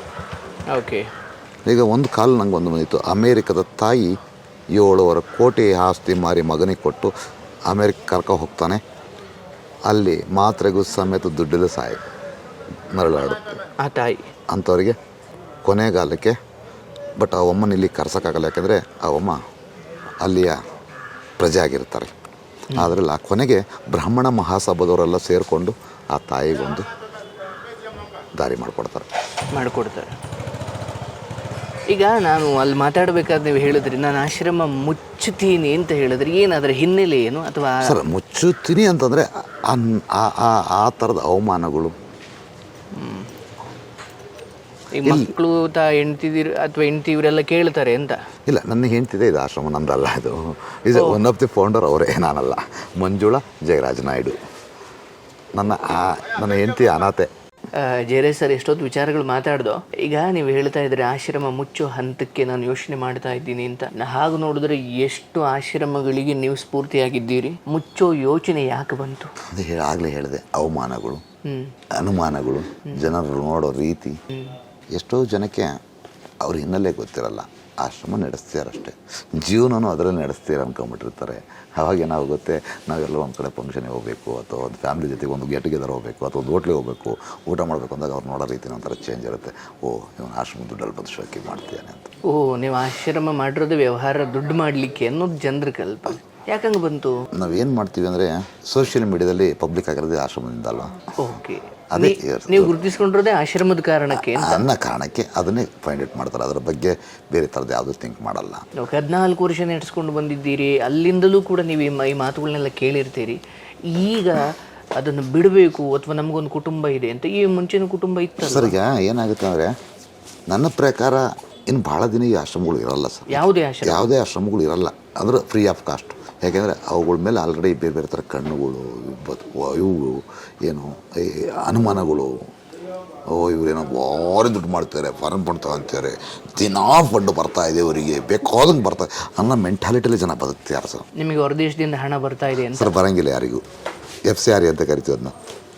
ಅದನ್ನು ಬರಬೇಕು ಅಂತಂದರೆ ಫಾರಿನ್ ರಿಜಿಸ್ಟರ್ಡ್ ಆಕ್ಟ್ ಅಡಿಯಲ್ಲೇ ರಿಜಿಸ್ಟರ್ ಆಗಿರಬೇಕು. ಆ ರಿಜಿಸ್ಟರ್ ನನ್ನ ಹತ್ರ ಇಲ್ಲ ಸರ್, ನಾನು ಮಾಡಿಸೇ ಇಲ್ಲ. ಇಲ್ಲಿವರೆಗೂ ನಿಮ್ಗೆ ಯಾರೇ ಹೊರದೇಶದವ್ರು ದುಡ್ಡು ಕೊಟ್ಟಿಲ್ಲ? ಅಲ್ಲ, ಬರಲ್ಲ ಸರ್ ನಮಗೆ. ಅದು ಟರ್ನ್ ಓವರ್ ಆಗಬೇಕಂದ್ರೆ FCRA ಇರಬೇಕು ನಿಮ್ಮ ಹತ್ರ. ಈಗ ಅದರಲ್ಲೂ BJP ಸರ್ಕಾರ ಬಂದಮೇಲೆ ಆ FCRAನ ತೆಗೆದಿದೆ ಸರ್. ಈಗ ಎಕ್ಸಾಂಪಲ್ ಎಷ್ಟೋ ಟ್ರಸ್ಟ್ಗಳಲ್ಲಿ NGOಗಳದ್ದು ವಿದೇಶದ ಹಣ ಬರಬಾರ್ದು ಅನ್ನೋ ಕಾರಣಕ್ಕೆ ಈ ಹಿಂದೆ ಸ್ವಲ್ಪ STP ಅವೆಲ್ಲ ಆದಾಗ ಅದರ ವರ್ಗಾವಣೆ ಆಗ್ತಾಯಿತ್ತು ಅನ್ನೋ ಕಾರಣಕ್ಕೆ ಈಗ ಅದನ್ನೆಲ್ಲ ಬ್ಯಾನ್ ಮಾಡಿದ್ದಾರೆ ಸರ್. ಈಗ ಫಾರಿನ್ ಹಣ ಬರೋಕ್ಕೆ FCRAನೇ ಆಗಿರಬೇಕು. FCRA ಹಣ ಏನಿದೆಯಲ್ಲ ಅದು ಒಂಥರ ವಿಷ ಇದ್ದಾಗ ಯಾವಾಗ ಬೇಕಾದ್ರೂ ಅದು ಬ್ಲಾಸ್ಟ್ ಆಗ್ಬೋದು. ಹಾಗಾಗಿ ಅದು ನಮಗೆ ಅವಶ್ಯಕತೆ ಇಲ್ಲ. ಈಗ ನಿಮ್ಮ ಕುಟುಂಬ ಈ ವಿಚಾರದಲ್ಲಿ ನಿಮ್ಮ ಬೆಂಬಲಕ್ಕೆ, ಯಾಕಂದ್ರೆ ನಿಮ್ಮ ಶ್ರೀಮತಿಯವರು ಇದರ ಓನರ್ ಅಂತ ಹೇಳಿದ್ರಿ, ಈಗೆಲ್ಲೋ ಹೊರಗಡೆ ಹೋಗ್ತೀರಿ, ತಿಂಡಿಗೆ ಹೋಗ್ತೀರಿ, ಹೋಟ್ಲಿಗೆ ಹೋಗ್ತೀರಿ, ಎಲ್ಲೋ. ಸೊ ಅವ್ರ ಯೋಚನೆ ಇವರು ಹಿಂಗೆ ಹಿರಿಯರನ್ನೆಲ್ಲ ಅಥವಾ ಇಂಥ ವಯಸ್ಸಾದವ್ರನ್ನೆಲ್ಲ ತೋರಿಸಿ ದುಡ್ಡು ಮಾಡಿದ್ದಾರೆ, ಅದರಲ್ಲಿ ಮಜಾ ಮಾಡ್ತಿದ್ದಾರೆ ಅನ್ನೋ ಪ್ರಶ್ನೆ ಅಥವಾ ಅಂಥದ್ದು ಏನೋ ಯೋಚನೆ ಬರುತ್ತೆ ಅಂತ. ಸೊ ಅದು ನಿಮ್ಮ ಮಕ್ಕಳಿಗೆ ತೊಂದರೆ ಆಗುತ್ತೆ ಅಂತ ಆಗ್ತದೆ. ಎಕ್ಸಾಂಪಲ್ ನೋಡಿ ಸರ್, ಮೊನ್ನೆ ನನ್ನ ಮಗಳು ಅಳಿಯ ಒಂದು ಕಾರ್ ಇಳಿಸ್ತಾರೆ, ಕಾರ್ ತಗೊಂಡ್ರು. ಅದನ್ನು ನಾನು ಸೋಷಿಯಲ್ ಮೀಡಿಯಾದಲ್ಲಿ ಹಾಕ್ತೀನಿ, ಆ ಕಮೆಂಟಲ್ಲಿ ಒಬ್ಬರು ಹಾಕ್ತಾರೆ. ಹಂಗಾಗಿ ಅವೆಲ್ಲ ಈ ಆಶ್ರಮದ ದುಡ್ಡಲ್ಲಿ ಕಾರ್ ತಗೊಂಡವ್ರೆ ಅಂತ ಮಕ್ಳು ಯಾವತ್ತಾದ್ರೂ ಹೇಳಿದಾರ ನಿಲ್ಸ್ಬಿಡಪ್ಪ ಸಾಕಿದೆಯಲ್ಲ, ಯಾಕೆ ಇವೆಲ್ಲ? ಇಲ್ಲ, ಭಾಳ ದಿನ ಆಯ್ತು. ಯಾಕೆಂದರೆ ಆಗಿದೆ ಮಕ್ಕಳು ಅದೇ ಈಗ ಎಲ್ಲರೂ ಅವರು ಒಂದು ಹುದ್ದೆ ಹೋದ್ಮೇಲೆ ಈ ಕಮೆಂಟ್ ಅವರು ಓದ್ತಾರಲ್ಲ ಸರ್. ಅಪ್ಪಗೆ ಯಾರೋ ಅಂದರೆ ಅಮ್ಮಗೆ ಯಾರೋ ಅಂದರೆ ಸುಮ್ಮನೆ ಇರ್ತಾರ, ಯಾಕೆ? ಬಟ್ ನನ್ನ ಮಕ್ಕಳೆಲ್ಲರೂ ಇದನ್ನ ಕೆಲಸ ಮಾಡ್ತಾರೆ ಬಂದು. ನಾನಿಲ್ಲ ಅಂದರೆ ಅಂತ್ಯಕ್ರಿಯೆ ಮಾಡೋದಾಗಿರ್ಬೋದು, ಪ್ರತಿಯೊಂದು ಅವರೇ ಮಾಡ್ತಾರೆ. ಆದರೂ ಸಮೇತ ಎಲ್ಲ ಒಂದು ಕಡೆಗೆ ನೋವು ಆಗುತ್ತೆ ಸರ್. ನೋವು ಆದಾಗ ನಮಗೂ ಕೋಪ ಬರುತ್ತೆ, ನಾವು ಕಮೆಂಟ್ ಹಾಕಬೇಕು ಅನ್ನೋಂಗಾಗುತ್ತೆ. ಬೇಡ, ನೀವು ಹೇಳಿದ್ರಿ ಆ ಥರ ನೆಗೆಟಿವ್ ಕಮೆಂಟ್ ಹಾಕಿದವ್ರಿಗೆ ಹುಡುಕೊಂಡು ಹೊಡೆದಿದ್ದೀನಿ ಅಂತ. ಏನದು ಹೆಂಗೆ ನಡೆಯುತ್ತೆ? ಇಲ್ಲ ಸರ್, ಇದು ಒಂದು ಏನಾಗ್ತಾಯಿತ್ತು ಅಂದರೆ ಸುಮ್ಮನೆ ಕೂತ್ಕೊಂಡು ಕೆಟ್ಟದಾಗ ಫ್ಯಾಮಿಲಿ ಬಗ್ಗೆ ಮಾತಾಡೋದು, ಇನ್ನೊಂದು ಮಾತಾಡೋದು ಎಷ್ಟೊಂದು ಸಹಿಸೋಕ್ಕಾಗುತ್ತೆ. ಈಗ ನೀವು ನನಗೇನಾದರೂ ಒಂದು ಆರ್ಥಿಕವಾಗಿ ಸಹಾಯ ಮಾಡಿ ಅದನ್ನೇನಾದ್ರು ಮಿಸ್ಯೂಸ್ ಮಾಡಿಕೊಟ್ರೆ ನೀವು ಹೇಳಿ ಸರ್. ಏನೂ ಕೊಡ್ದೇನೆ, ನನ್ನ ಬಗ್ಗೆ ಏನೂ ಗೊತ್ತಿಲ್ಲದೇನೆ ಸುಮ್ಮನೆ ಕಮೆಂಟ್ ನೆಟ್ ಫ್ರೀ ಇದೆ ಅಂತ ಕಮೆಂಟ್ ಹಾಕಿರಿ ಹೇಗೆ ಸರ್ ತಡ್ಕೋಬೇಕು ಹೇಳಿ? ನಮಗೂ ಒಂದು ಫ್ಯಾಮಿಲಿ ಇರುತ್ತಲ್ವ. ರಾತ್ರಿ 12 ಗಂಟೆಗೆಲ್ಲ ಫೋನ್ ಮಾಡೋದು, 1 ಗಂಟೆ ಕೆಟ್ಟದಾಗ ಮಾತಾಡೋದು, ಮೆಸೇಜ್ ಹಾಕೋದು. ಕುಡಿದ್ಬಿಟ್ಟು ಯಾಕೆ ಆರ್ಥಿಕವಾಗಿದ್ದವನು, ನಾನು ಹಿಂದೆ ಅಂದ್ಕೊಳ್ತಾ ಇದ್ದೆ, ಆರ್ಥಿಕವಾಗಿ ಭಾಳ ಬಲಿಷ್ಠವಾಗಿದ್ದವನು ಯಾಕೆ ಈ ಆಶ್ರಮಗಳು ಕಟ್ಟಲ್ಲ ಅಂತ. ಈಗ ಅರ್ಥ ಆಗ್ತದೆ ಯಾಕೆ ಬರಲ್ಲ ಅವನು ಅಂತ. ಓಹೋ ಒಳ್ಳೆ ಪ್ರಶ್ನೆ ಇದು. ಸ್ಫೂರ್ತಿ ಅಲ್ಲ ಸರ್ ಇದು, ಅವನು ತುಳಿಯೋ ಅಂತ. ಇದನ್ನು ಕೆಲವೇ ಜನ ಮಾತ್ರ ಎಂತ ಸೇವೆ ಮಾಡ್ತಾವ್ರೆ ಅಂತ ಕೆಲವು ಜನ ಒಂದು ಕಡೆ ಅಂದ್ರೆ ದುಡ್ಡು ಮಾಡ್ತಾವ್ರೆ ಅಂದ್ರೆ ಈ ರೇಷಿಯೋ ಜಾಸ್ತಿ ಇದೆ ಅಂತ ಜಾಸ್ತಿ ಆಗ್ತಾ ಇದೆ ಬೇರೆ ಬೇರೆ ಕಾರಣಗಳಿಗೆ. ಯಾಕಂದ್ರೆ ಓಕೆ ಅದೇ ಬಹಳ ಮುಖ್ಯವಾದ ಪ್ರಶ್ನೆ. ಈಗ ನಿಮ್ಮ ಆಶ್ರಮದಲ್ಲಿ ಕೇವಲ ಅಂದ್ರೆ ವಯಸ್ಸಾದವ್ರು ಮಾತ್ರ ಇಲ್ಲ, ಡ್ರಗ್ ಪೆಡ್ಲರ್ಗಳ್ನು ಆಶ್ರಮದಲ್ಲಿ ಡ್ರಗ್ ಪೆಡ್ಲರ್ ಅಂತಲ್ಲ, ಸರ್ಕಾರ ಒಂದು ಒಳ್ಳೆ ಯೋಜನೆ ಮಾಡಿತು ಸರ್. ಹಿಂದೆ ಇದ್ದಂತಹ ಕಮಿಷನರ್ ದಯಾನಂದ್ ಸರ್ ಒಂದು ಒಳ್ಳೆ ಯೋಜನೆ ಮಾಡಿದ್ರು. ಈ ಅನಧಿಕೃತವಾಗಿ ನಮ್ಮ ಬೆಂಗಳೂರಲ್ಲಿದ್ದು ಅನಧಿಕೃತ ಚಟುವಟಿಕೆಯಲ್ಲಿ ಭಾಗವಹಿಸ್ತಾ ಇರ್ತಕ್ಕಂಥ ಡ್ರಗ್ ಪೆಡ್ಲರ್ ಆಗಿರ್ಬೋದು ಅಥವಾ ಬೇರೆ ಬೇರೆ ವೃತ್ತಿಗಳಲ್ಲಿ ಇಲ್ಲಿ ಬಂದು ಸಾಮರಸ್ಯ ಹಾಳು ಮಾಡ್ತಾ ಇದ್ದಾರೆ ವಿದೇಶಿಗರು. ಅಂಥವ್ರನ್ನ ಹಿಡಿದುಬಿಟ್ಟು ಅವರು ಜೈಲಿಗೆ ಹಾಕೋದಕ್ಕಿಂತ ಅವರ ಕಂಟ್ರಿಗೆ ವಾಪಸ್ ಕಳಿಸ್ಬಿಟ್ಟು ಅವ್ರನ್ನ ಡಿಪೋರ್ಟ್ ಮಾಡಿದ್ರೆ ಇನ್ನು ಅವ್ರನ್ನ ಇಲ್ಲಿ ಕಡಿಮೆ ಮಾಡ್ಬೋದು ಅಂದಾಗ NGOಗಳನ್ನ ನನಗೆ ಕೇಳ್ತಾರೆ, ನಾಡು ಈ ಥರ ಇಂಥ ಅವಕಾಶಕ್ಕೆ ನಾವು ಯಾಕೆ ಮಾಡಬಾರ್ದು ಸರ್ ಅಂತೇಳಿ ನಾನು ಮತ್ತು ಆಟೋ ರಾಜ್ ಅವರು ಇಬ್ಬರೇ ಅದನ್ನ ಒಪ್ಕೊಂಡು ಇವತ್ತಾಗಿದ್ದೀವಿ ಸರ್. ಈಗ ಈ ಎರಡೇ ಆಶ್ರಮ ಹೀಗೆ ಹೊರದೇಶದವ್ರನ್ನ ನಿಮ್ಮ ಆಶ್ರಮದಲ್ಲಿ ಇಟ್ಕೊಂಡ್ರು? ಯಾಕೆಂದ್ರೆ ಅಲ್ಲ ಸರ್, ಇಟ್ಕೋಬೋದು ಎಲ್ಲವರು, ಆದರೆ ಎಲ್ಲ ಥರದ ದಾಖಲೆ ಲೈಸೆನ್ಸ್ ಇದ್ದವ್ರಿಗೆ ಮಾತ್ರ ಅದು ಇರುತ್ತೆ. ಎಲ್ಲ ಹಂಗೆ ಬಿಡಲ್ಲ ಸರ್, ಸರ್ಕಾರನ ಅಷ್ಟು ಈಸಿಯಾಗಿ ಅವ್ರನ್ನೆಲ್ಲ ನಂಬಿ ನಿಮ್ಮ ಹತ್ರ ಬಿಡಲ್ಲ. ಯಾಕಂದರೆ ಇಷ್ಟು ಪೊಲೀಸ್ ಟೈಟ್ ಸೆಕ್ಯೂರಿಟಿ ಇವೆಲ್ಲ ಕೊಟ್ಟು ಅಷ್ಟು ಈಸಿಯಾಗಿ. ಹಂಗಾದ್ರೆ ಈ ಪೊಲೀಸ್ ಸೆಕ್ಯೂರಿಟಿ ನಿಮ್ಮ ಆಶ್ರಮಕ್ಕೆ ಇದೆಯಲ್ಲ, ಇದು ಕರ್ನಾಟಕದ ಎಲ್ಲ ವೃದ್ಧಾಶ್ರಮಗಳಿಗೂ? ಇಲ್ಲ ಎಲ್ಲಿಗೂ ಇಲ್ಲ, ಕೊಡಲ್ಲ ಯಾವ ಹೇಗೆ ಪಾಪ ಪ್ರೈವೇಟ್ ಒಂದು NGO ಬಂದು ಪೊಲೀಸ್ನವ್ರು ಕಾಯಬೇಕು ಅಂದರೆ ಹೇಗಾಗುತ್ತೆ. ನಿಮ್ಗೆ ಯಾಕಿದ್ದಾರೆ? ಅದೇ ಈಗ ಸರ್ಕಾರದೇ ಕೆಲಸ ಮಾಡ್ತಾರದಲ್ಲ ನಾನು. ಹಂಗಾದ್ರೆ ನಿಮ್ಮಿಂದ ಸರ್ಕಾರಕ್ಕೆ ಉಪಯೋಗ ಆಗ್ತಿದೆ. ಆ್ಯಕ್ಚುಲಿ NGOಗೆ ಸರ್ಕಾರ ಏನಾರು ಹೆಲ್ಪ್ ಮಾಡಬೇಕು. ನನಗೊಂದು ಮೂಟೆ ಅಕ್ಕಿನೂ ಕೊಡಲ್ಲ ಸರ್ ಸರ್ಕಾರ. ಇಲ್ಲ ಸರ್, ಏನು ಮಾಡೇ ಇಲ್ಲ ಸರ್, ಏನು ಮಾಡೇ ಇಲ್ಲ. ಅಟ್ಲೀಸ್ಟ್ ರೇಷನ್ ಡಿಪೋ ಅವರ ಕೊಟ್ಟರೆ ಸಾಕಾಗಿತ್ತು, ನನಗೆ ಕೊಡಲ್ಲ. ನೀವು ಕೇಳಬೇಕಲ್ಲ. ಕೊಡಲ್ಲ ಸರ್ ಸರ್ಕಾರ. ಕೇಳಿದ್ದೀರಾ ನೀವು ಯಾವಾಗ? ಸರ್ 2-3 ಸಲ ಅಪ್ಲಿಕೇಶನ್ ಕೊಟ್ಟಿಲ್ಲ. ಯಾಕೆಂದರೆ ಇವ್ರಿಗೆ ವೋಟಿಂಗ್ ಪವರ್ ಇಲ್ಲ, ಐಡೆಂಟಿ ಕಾರ್ಡ್ ಇಲ್ಲ, ರೇಷನ್ ಕಾರ್ಡ್ ಇಲ್ಲ, ಹೇಗೆ ಕೊಡ್ತಾರೆ? ಇವ್ರು ಮನುಷ್ಯ ಅಲ್ಲ ಅನ್ನೋದಕ್ಕೆ ದಾಖಲೆ, ಅವ್ರ ಮನುಷ್ಯ ಅನ್ನೋದಕ್ಕೆ ಯಾವುದೇ ಥರ ದಾಖಲೆ ಇರಲ್ಲ ಸರ್ ಇವ್ರ ಹತ್ರ. ಕೇವಲ ಮಾನವೀಯತೆ ದೃಷ್ಟಿಯಿಂದ ಮಾತ್ರ ಕೊಡಲ್ಲ, ಮಾನವೀಯತೆ ಇಲ್ಲ. ಬಟ್ ಯಾವುದೇ ಒಂದು ಲಾಭ ಇಲ್ಲದೆ ಯಾರು ಏನು ಮಾಡಲ್ಲ, ಅದ್ರ ರಾಜಕಾರಣಿಗಳು ಅಥವಾ ಸರ್ಕಾರ ಕೂಡ. ಸರ್ ಅವರೊಬ್ಬರೇ ಇಲ್ಲ, ಆಶ್ರಮದವರು ಅಷ್ಟೇ ಲಾಭ ಇಲ್ಲ, ನಾವು ಅವ್ರನ್ನ ಸಾಕೋದು ಇಲ್ಲ. ಆಶ್ರಮದವರು ಕೂಡ ನಿಮಗೇನು ಲಾಭ? ಹೆಸರಿಗೋಸ್ಕರ ಮಾಡ್ತೀವಿ ಸರ್. ಈಗ ಮತ್ತೆ ಅದೇ ವಿಚಾರಕ್ಕೆ ಬರ್ತೀನಿ.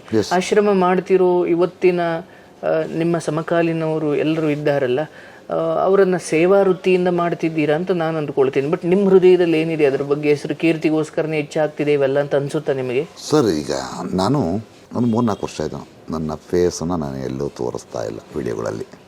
4 ವರ್ಷ ಆಯಿತು? ಹೌದು, ಭಾಳ ಕಡಿಮೆ ಮಾಡ್ಬಿಟ್ಟಿದ್ದೀನಿ ಸರ್. ಮೊದಲು ಸ್ವಲ್ಪ ತೋರಿಸ್ತಾ ಇದ್ದೆ, ಅದರಿಂದ ಎಲ್ಲೋ ಒಂದು ಕಡೆ ಪ್ರಚಾರ. ನೀವು ನನ್ನ ಆಸರೆ ವೃದ್ಧಾಶ್ರಮ ಯಾವತ್ತಾದರೂ ಒಂದು ಅವಾರ್ಡಿಗೆ ಹೋಗಿದ್ದು, ಸನ್ಮಾನ ಮಾಡಿಸ್ಕೊಂಡಿದ್ದು, ದೊಡ್ಡ ದೊಡ್ಡ ಕಾರ್ಯಕ್ರಮಕ್ಕೆ ಹೋಗಿದ್ದು ನೋಡಿದ್ದೀರಾ? ನಾನು ನೋಡಿಲ್ಲ. ನಾನು ಅದರಿಂದ ದೂರ ಇರ್ತೀನಿ ಸರ್. ಈ ಸೇವೆ ಮಾಡೋನು ಪ್ರಚಾರ, ಹೊಗಳಿಕೆ, ಸನ್ಮಾನ 3ರಿಂದ ದೂರ ಇದ್ದರೆ ಮಾತ್ರ ಭಾರಿ ಒಳ್ಳೆ ಸರ್. ಪ್ರಚಾರ ಅದರ ಹುಚ್ಚಿದೆಯಾ ಇವತ್ತಿನವ್ರಿಗೆ? ಸರ್ ಹೇಗೆ ಆಗಿದೆ ಅಂದರೆ ನಮ್ಮದು ಒಂದು ವಿಡಿಯೋ ಅಪ್ಲೋಡ್ ಮಾಡಿ ಅರ್ಧ ಗಂಟೆ ಬಿಟ್ಟು ನೋಡಬೇಕಾಗುತ್ತೆ ವ್ಯೂಸ್ ಎಷ್ಟು ಬಂದಿದ್ದಾವೆ ಅಂತ. ಆ ಥರ ಇದೀವಿ ಸರ್ ನಾವು. ಆ ಥರದ ಒಂದು ಕಾಲ ಇದೆ. ಒಟ್ಟಾರೆ ಪ್ರಚಾರಕ್ಕೆ ಹಾಕ್ತಾರೋ, ಪ್ರಚಾರಕ್ಕೆ ಮಾಡ್ತೀಯಾರೋ, ದುಡ್ಡಿಗೋಸ್ಕರ ಮಾಡ್ತೀಯಾರೋ ಅಥವಾ ಇನ್ನೊಂದಕ್ಕೆ ಮಾಡ್ತಾರೋ, ಒಟ್ಟಾರೆ ಹೊಟ್ಟೆ ತುಂಬಿಸ್ತೀಯಾರಲ್ಲ ರೋಡಲ್ಲಿ ಬಿದ್ದವ್ರದ್ದು, ಆ ಖುಷಿಯಲ್ಲಿರಿ ಸರ್, ಸಾಕು. ನೀವು ಅದನ್ನಂತೂ ನಾವು ನೋಡ್ಬೋದು ಅಷ್ಟೇ. ನಾನು ಯಾವಾಗ ಹೇಳ್ತಾ ಇರ್ತೀನಿ, ನನಗೂ ಕೇಳ್ತಾರೆ ಎಷ್ಟೋ ಜನ, ಹೌದು ಸರ್ ಆಶ್ರಮದವರು ಏನು ಸರ್ ಅಷ್ಟೊಂದು ವಿಡಿಯೋ ಮಾಡ್ತಾರೆ, ಅಷ್ಟೊಂದು ಪಾಪ್ಯುಲಾರಿಟಿ, ಅಷ್ಟು ಜನ ಎಲ್ಲದಕ್ಕೂ ವಿಡಿಯೋ ಮಾಡಿ ಹಾಕ್ತಾರೆ, ಎಲ್ಲದಕ್ಕೂ ಗೂಗಲ್ ಪೇ ನಂಬರ್ ಹಾಕ್ತಾರೆ, ಸ್ಕ್ಯಾನರ್ ಹಾಕ್ತಾರೆ ಅಂತ ನನಗೆ ಮಾಡಿ ಕೇಳೋದು. ನಿಂಗೆ ಇಷ್ಟ ಇದ್ರೆ ಹಾಕು. ಅವ್ರು 100 ರೂಪಾಯಿ ಕೊಟ್ಟರೆ ನೀನು 50 ರೂಪಾಯಿ ತಿಂದಾದರೂ 50 ರೂಪಾಯಿ ಊಟ ಹಾಕ್ತಿರಲ್ಲ. ಈ ಬೇರೆ ರಾಜಕಾರಣಿಗಳ ಟೈಪ್ 100 ನನಗೆ ಬೇಕು ಅಂತ ಹೆಂಗೆ ಕೇಳ್ತಾ ಇಲ್ಲಲ್ಲ. ತಿಂತಾರೆ, ಬಟ್ ಅಷ್ಟೊಂದು ತಿನ್ನಲ್ಲ ಅನ್ನೋ ನಂಬಿಕೆ. ಬಟ್ ನಮಗೆ ಕಾಣಿಸೋದೇನು, ಸೇವೆ ಮಾಡ್ತಾರೆ. ಅದು ಮನೇಲಿ ಅಪ್ಪ ಅಮ್ಮ ನೋಡ್ಕೊಳ್ಳೋದೇ ಕಷ್ಟ ಇರೋ ಕಾಲದಲ್ಲಿ ನೀವೆಲ್ಲ ಎಷ್ಟು ಜನರನ್ನ ಆಶ್ರಯ ಜನ ಅಂದ್ಕೊಂತಾರದು ಇದು ಸೇವೆ ಮಾಡ್ತಿದ್ದಾರೆ ಅಂತ. ಅಲ್ಲ, ತಿಂತಾರೆ ಅಂತ. ಆದರೆ ಒಂದೊಂದ್ಸಲಿ ಕೇಳ್ತಾರಲ್ಲ ಜನ ನಮ್ಮನ್ನು, ನಿನ್ನ ಸೋರ್ಸ್ ಆಫ್ ಇನ್ಕಮ್ ಏನು, ನೀನೇನು ಮಾಡ್ತಾ ಇದೀಯಾ, ಆಶ್ರಮ ಬಿಟ್ಟರೆ ಏನು ನಿಂದ್ಕತ್ತೆ, ಇಲ್ಲ ಒಂದು ಕಡೆ ಮುಜುಗರ ಆಗುತ್ತೆ. ಇನ್ನೊಂದು ನಂದು ಈಗ ಯಾರಿಗೆ ಗೊತ್ತಿಲ್ಲ, ಟಾಪ್ ಸೆಕ್ಯೂರಿಟಿ ಇದೆ, ರೆಸಾರ್ಟ್ಗಳಿದ್ದಾವೆ ನಾಡವು ಅಥವಾ ಮಕ್ಕಳು. ನಾನು ನಿಮ್ಮನ್ನು ಕೇಳ್ತಾ ಇದ್ದೀನಿ, ನಿಮ್ಮ ಆಶ್ರಮ ಬಿಟ್ಟರೆ ನಿಮ್ಮ ಮೂಲ? ಸರ್ ನಾನು ಆಗಲೇ ಒಂದು ಮಾತು ಹೇಳಿದೆ, ಇದು ನನ್ನ ಹವ್ಯಾಸಕ್ಕೆ ಮಾಡ್ರೆ ಸರ್. ಹೊಟ್ಟೆಪಾಡಲ್ಲ ಅಲ್ಲ ಸರ್, ಅವರ ಹೆಸರಲ್ಲಿ ನೀವು ಏನಾರು ತಿಂದರೆ ಅವ್ರಿಗೆ ದೊಡ್ಡ ಅನಾಥರು ನೀವು ಸರ್. ಓಹೋ, ನನಗೆ ಅಂಥ ಪರಿಸ್ಥಿತಿ, ಅನಾಥಾಗ ಪರಿಸ್ಥಿತಿ ಬಂದಿಲ್ಲ ಸರ್.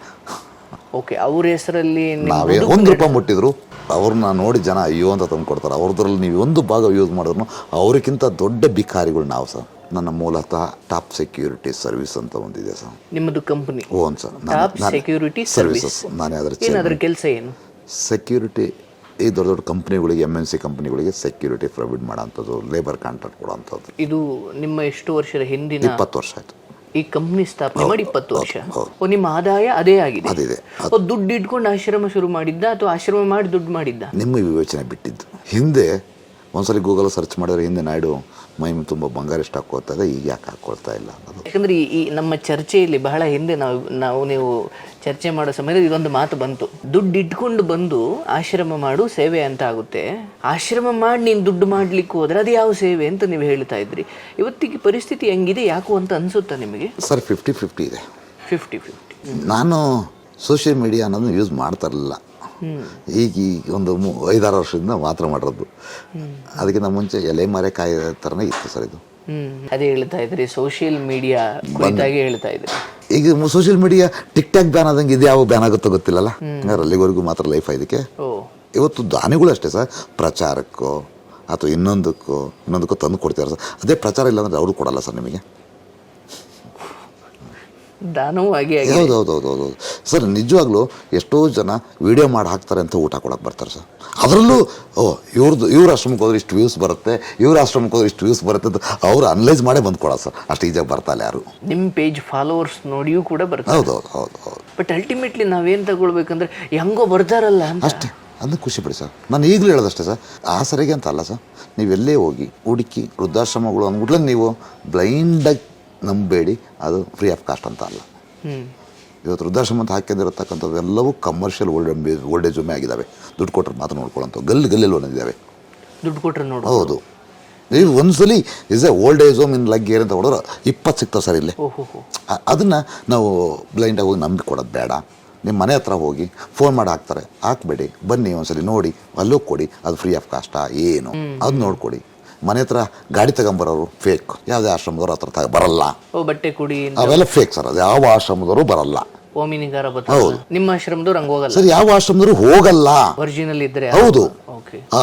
ಏನು ದೊಡ್ಡ ಆಲ್ಮರ ಇದೆಯಲ್ಲ, ಅಲ್ಲಿ ಒಂದು ಟೀಮ್ ಇದೆ ಅವ್ರದ್ದು. ವಿಜಯಲಕ್ಷ್ಮಿ ಶಿವನೂರವರು ಆ ಸ್ಟ್ರಿಂಗ್ ಮಾಡಿ ಹಿಡಿದಿದ್ರು ಅದನ್ನ.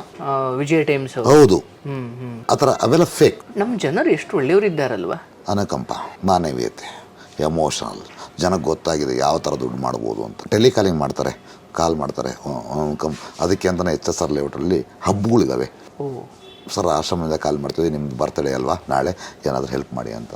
ನೀವು ಅಲ್ಲಿಗೆ ಹೋದ್ರೆ ಆಶ್ರಮನೇ ಇರಲ್ಲ. ಬರ್ತ್ಡೇ ಡೇಟ್ ಸೋಷಿಯಲ್ ಮೀಡಿಯಾ ಸಿಗುತ್ತಲ್ಲ ಸರ್, ಎಲ್ಲೇ ಹೋದ್ರು ಡಾಟಾ ಬೇಸ್ ಎಲ್ಲರಿಗೂ ಸಿಗುತ್ತೆ. ನೀವು ಒಂದು TV ಪರ್ಚೇಸ್ ಮಾಡಿದಾಗ ಅಲ್ಲಿ ಎಂಟ್ರಿ ಮಾಡಿರ್ತೀರ, ಅಥವಾ ನಿಮ್ಮ ಸೋಷಿಯಲ್ ಮೀಡಿಯಾದಲ್ಲಿ ಡೇಟ್ ಹೊಡೆದ್ರೆ ಗೊತ್ತಾಗುತ್ತೆ, ಇಸ್ ಎ ವರ್ನ್ ಅಂತ. ಓಕೆ, ಬಟ್ ನಾನು ನಿಮ್ಗೊಂದು ವಿಚಾರ ಕೇಳೋದೆ ಅಂದರೆ, ನೀವು ಒಂದು ಆಶ್ರಯ ಕೊಟ್ಟ ತಪ್ಪಿಗೆ ಮ್ಯಾಕ್ಸಿಮಮ್ ನೀವೇನೋ ಒಂದು ನೋವು ಅನುಭವಿಸಿರ್ತೀರ. ಅಂಥದ್ದು ಏನಾದರೂ ನಡೀದಿದೆ? ಅವ್ರ ಮಕ್ಕಳು ಬಂದು ಏನೋ ಒಂದಿದ್ದು ಅಥವಾ ಥ್ರೆಡ್ ಕಾಲ್ಗಳು ಬರೋದು, ಇಂಥವೆಲ್ಲ ನಡೀತಾವ ನಿಮ್ಗೆ? ಸರ್, ಭಾಳ ಆಗಿದೆ ಸರ್. ಈಗ ನೋಡಿ, ಅದಿನ್ನೂ ನೋವು ನಂಗೆ ಇನ್ನೂ ಕಾಡ್ತಾ ಇದೆ. ಮಧುಗಿರಿಯಲ್ಲಿ ಆ ತಾಯಿ BO ಆಫೀಸರ್ ಆಗಿದ್ದವರು, ಅವರ ಗಂಡ ತಹಶೀಲ್ದಾರ್ ಆಗಿದ್ದವರು. ಆ ತಾಯಿ ಗಂಡ ಸತ್ತೋಗ್ತಾನೆ, 4 ಮಕ್ಕಳು ಇರ್ತವೆ. ಆ ತಾಯಿಗೆ ಹತ್ತತ್ರ 30,000 ಪಿನ್ಷನ್ ಬರ್ತಾ ಇರುತ್ತೆ. ಮಗ ಇದ್ದವನು ಪಿನ್ಷನ್ ಮಾತ್ರ ಇಸ್ಕೊಳೋನು, ಆಮೇಲೆ ಬಿಸಾಕ್ಬಿಡೋಣ ಅವಮ್ಮನ್ನ. ಮಧುಗಿರಿಯ ಪ್ರಸಿದ್ಧ ಡಾಕ್ಟ್ರು ಏನು ಮಾಡ್ತಾರೆ, ಇಲ್ಲಿ ಕಳಿಸ್ಕೊಟ್ಬಿಡ್ತಾರೆ. ಅವಮ್ಮನ್ನ ನಾನು ಇಟ್ಕೊಂಡಿರ್ತೀನಿ. ಮಾರನೇ ದಿನ ಬೆಳಗ್ಗಿನ ಮಗ ಮತ್ತು ಆ ತಾಯಿಯ ಮೊಮ್ಮಗ, ಅವರ ತಾಯಿಯ ಮಗ ಮೊಮ್ಮಗ ಬಂದು ದೊಡ್ಡ ಗಲಾಟೆ ಮಾಡ್ಬಿಡ್ತಾರೆ ಇಲ್ಲಿ. ಆ ತಾಯಿಯ ವಯಸ್ಸು 87. ನಮ್ಮಮ್ಮನ ಇಟ್ಕೊಂಡು ವ್ಯವಹಾರ ಮಾಡ್ತಾ ಇದೆಯಾ ಅಂದ್ಬಿಟ್ಟ ನನಗೆ. ಬಟ್ ಸೇರಿಸಿದ್ದವರಲ್ಲ, ಅಲ್ಲಿ ಯಾರೊಬ್ರು ಡಾಕ್ಟರ್ ಕರ್ಕೊಂಬ ತಾಯಿ ಸ್ವಇಚ್ಛೆಯಿಂದನೇ ಬಂದಿರ್ತಾರೆ. ಬಟ್ ನಿಮ್ಮನ್ನ ಅವ್ರು ಹಂಗೆ ತಿಳ್ಕೊಳೋದಲ್ಲ, ಅವರಿಗೆ ಕೋಪ. ಆ ತಾಯಿ ಹೋಗಕ್ಕೆ ರೆಡಿ ಬಂದ್ಬಿಟ್ಟಿದ್ರ. ಆ ತಾಯಿನ ಕರೆದ್ರು ಆ ತಾಯಿ ಹೋಗಕ್ಕೆ ರೆಡಿ ಇರಲಿಲ್ಲ ನಮ್ಮ ಜೊತೆಗೆ. ಆವಾಗ ತನ್ನ ತಪ್ಪನ್ನು ಮರೆಮಾಚ್ಕೊಳ್ಳೋಕ್ಕೋಸ್ಕರ ಇವೆಲ್ಲ ನೋಡಿ ನೋಡಿ ನೋಡಿ ಭಾಳ ಹಿಂಸೆ ಆಗ್ಬಿಟ್ಟಿದೆ ಸರ್. ಯಾಕೆ ಬೇಕು? ಇವತ್ತಿಗೂ ನಿಮ್ಮ ಮೇಲೆ ಆ ಥರದ ಆಪಾದನೆಗಳು ಅಥವಾ ಸುಳ್ಳು ಕೇಸ್ ಹಾಕಿದ್ದು ಇವೆಲ್ಲ ಇದೆಯಾ? ಇಲ್ಲ ಸರ್, ಅದಕ್ಕೆ ಇಬ್ಬರನ್ನ ಲಾಯರ್ ಮನೆಯಲ್ಲಿ ಇಟ್ಕೊಂಡ್ಬಿಟ್ಟಿದ್ದೀನಿ ಸರ್ ನಾನು. ನಿಮ್ಮ ಅಳಿಯವರೊಬ್ಬರು, ಮಗ ಒಬ್ಬರು. ಓಹೋ. ಮನೆ ಒಬ್ಬರು ರಾಜಕಾರಣರು ಹೇಳ್ತಾ ಇದ್ರು, ನಮ್ಮ DCM ಅವರು, ನನ್ನ ಕೇಸ್ ಹೊಸಾಗ ಮಗನ್ನೇ ಲಾಯರ್ ಮಾಡ್ತಿದ್ದೀನಿ ಅಂತ. ಹಂಗೆ ನಮಗೆ ಬೇಕಾಗುತ್ತೆ ಅಂತ ಲಾಯರ್ ಇರಬೇಕು. ಬಟ್ ಆಶ್ರಮದ ವತಿಯಿಂದ ಅಂದಾಗ ಭಾಳ ಬೇಜಾರಾಗುತ್ತೆ.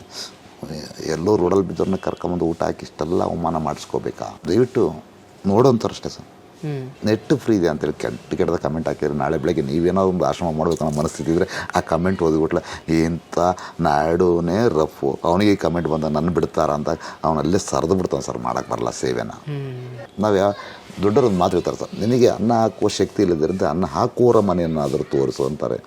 ತೋರಿಸು ಅಂತ ನಾವೇನು ಮಾಡ್ತಾಯಿದ್ದೀವಿ, ಆ ತಟ್ಟಲ್ಲೇ ಹುಚ್ಚೋಯಕ್ಕೆ ಹೋಗ್ತಾಯಿದ್ದೀವಿ ಸರ್ ನಾವು. ನೀವು ನಾಯ್ಡು ಮೇಲಿನ ಅಥವಾ ಯಾವುದೋ ಒಬ್ಬ ಆಶ್ರಮದ ಕೋಪಕ್ಕೆ ಎಷ್ಟೋ ಜನ ಹೊಟ್ಟೆ ಹೊಡಿತಾ ಇದ್ದೀರಿ ಸರ್ ನೀವು. ಅವ್ರ ಶಾಪ ತಡೆದೇ ಬಿಡಲ್ಲ ಸರ್ ನಿಮಗೆ. ದುಡ್ಡು ಮಾಡ್ತೀವಿ ಅಥವಾ ಮಾಡ್ತೀಯಾರಂತಿರಲ್ಲ, ಬನ್ನಿ ಸರ್ ಬಿಟ್ಟು ಕೊಡ್ತೀನಿ ನಾನು, ನಡೆಸಿ ಸರ್ ದಯವಿಟ್ಟು. ಇಲ್ಲ ಒಂದು ದಿನ ಬಂದು ಹೇಲು ಬಾಚಿ ಸರ್ ಗೊತ್ತಾಗುತ್ತೆ. ನಮ್ಮಲ್ಲಿ ನಮ್ಮ ಅಪ್ಪ ಅಮ್ಮದಿ ಬಾಚಾಗಲ್ಲ ಸರ್.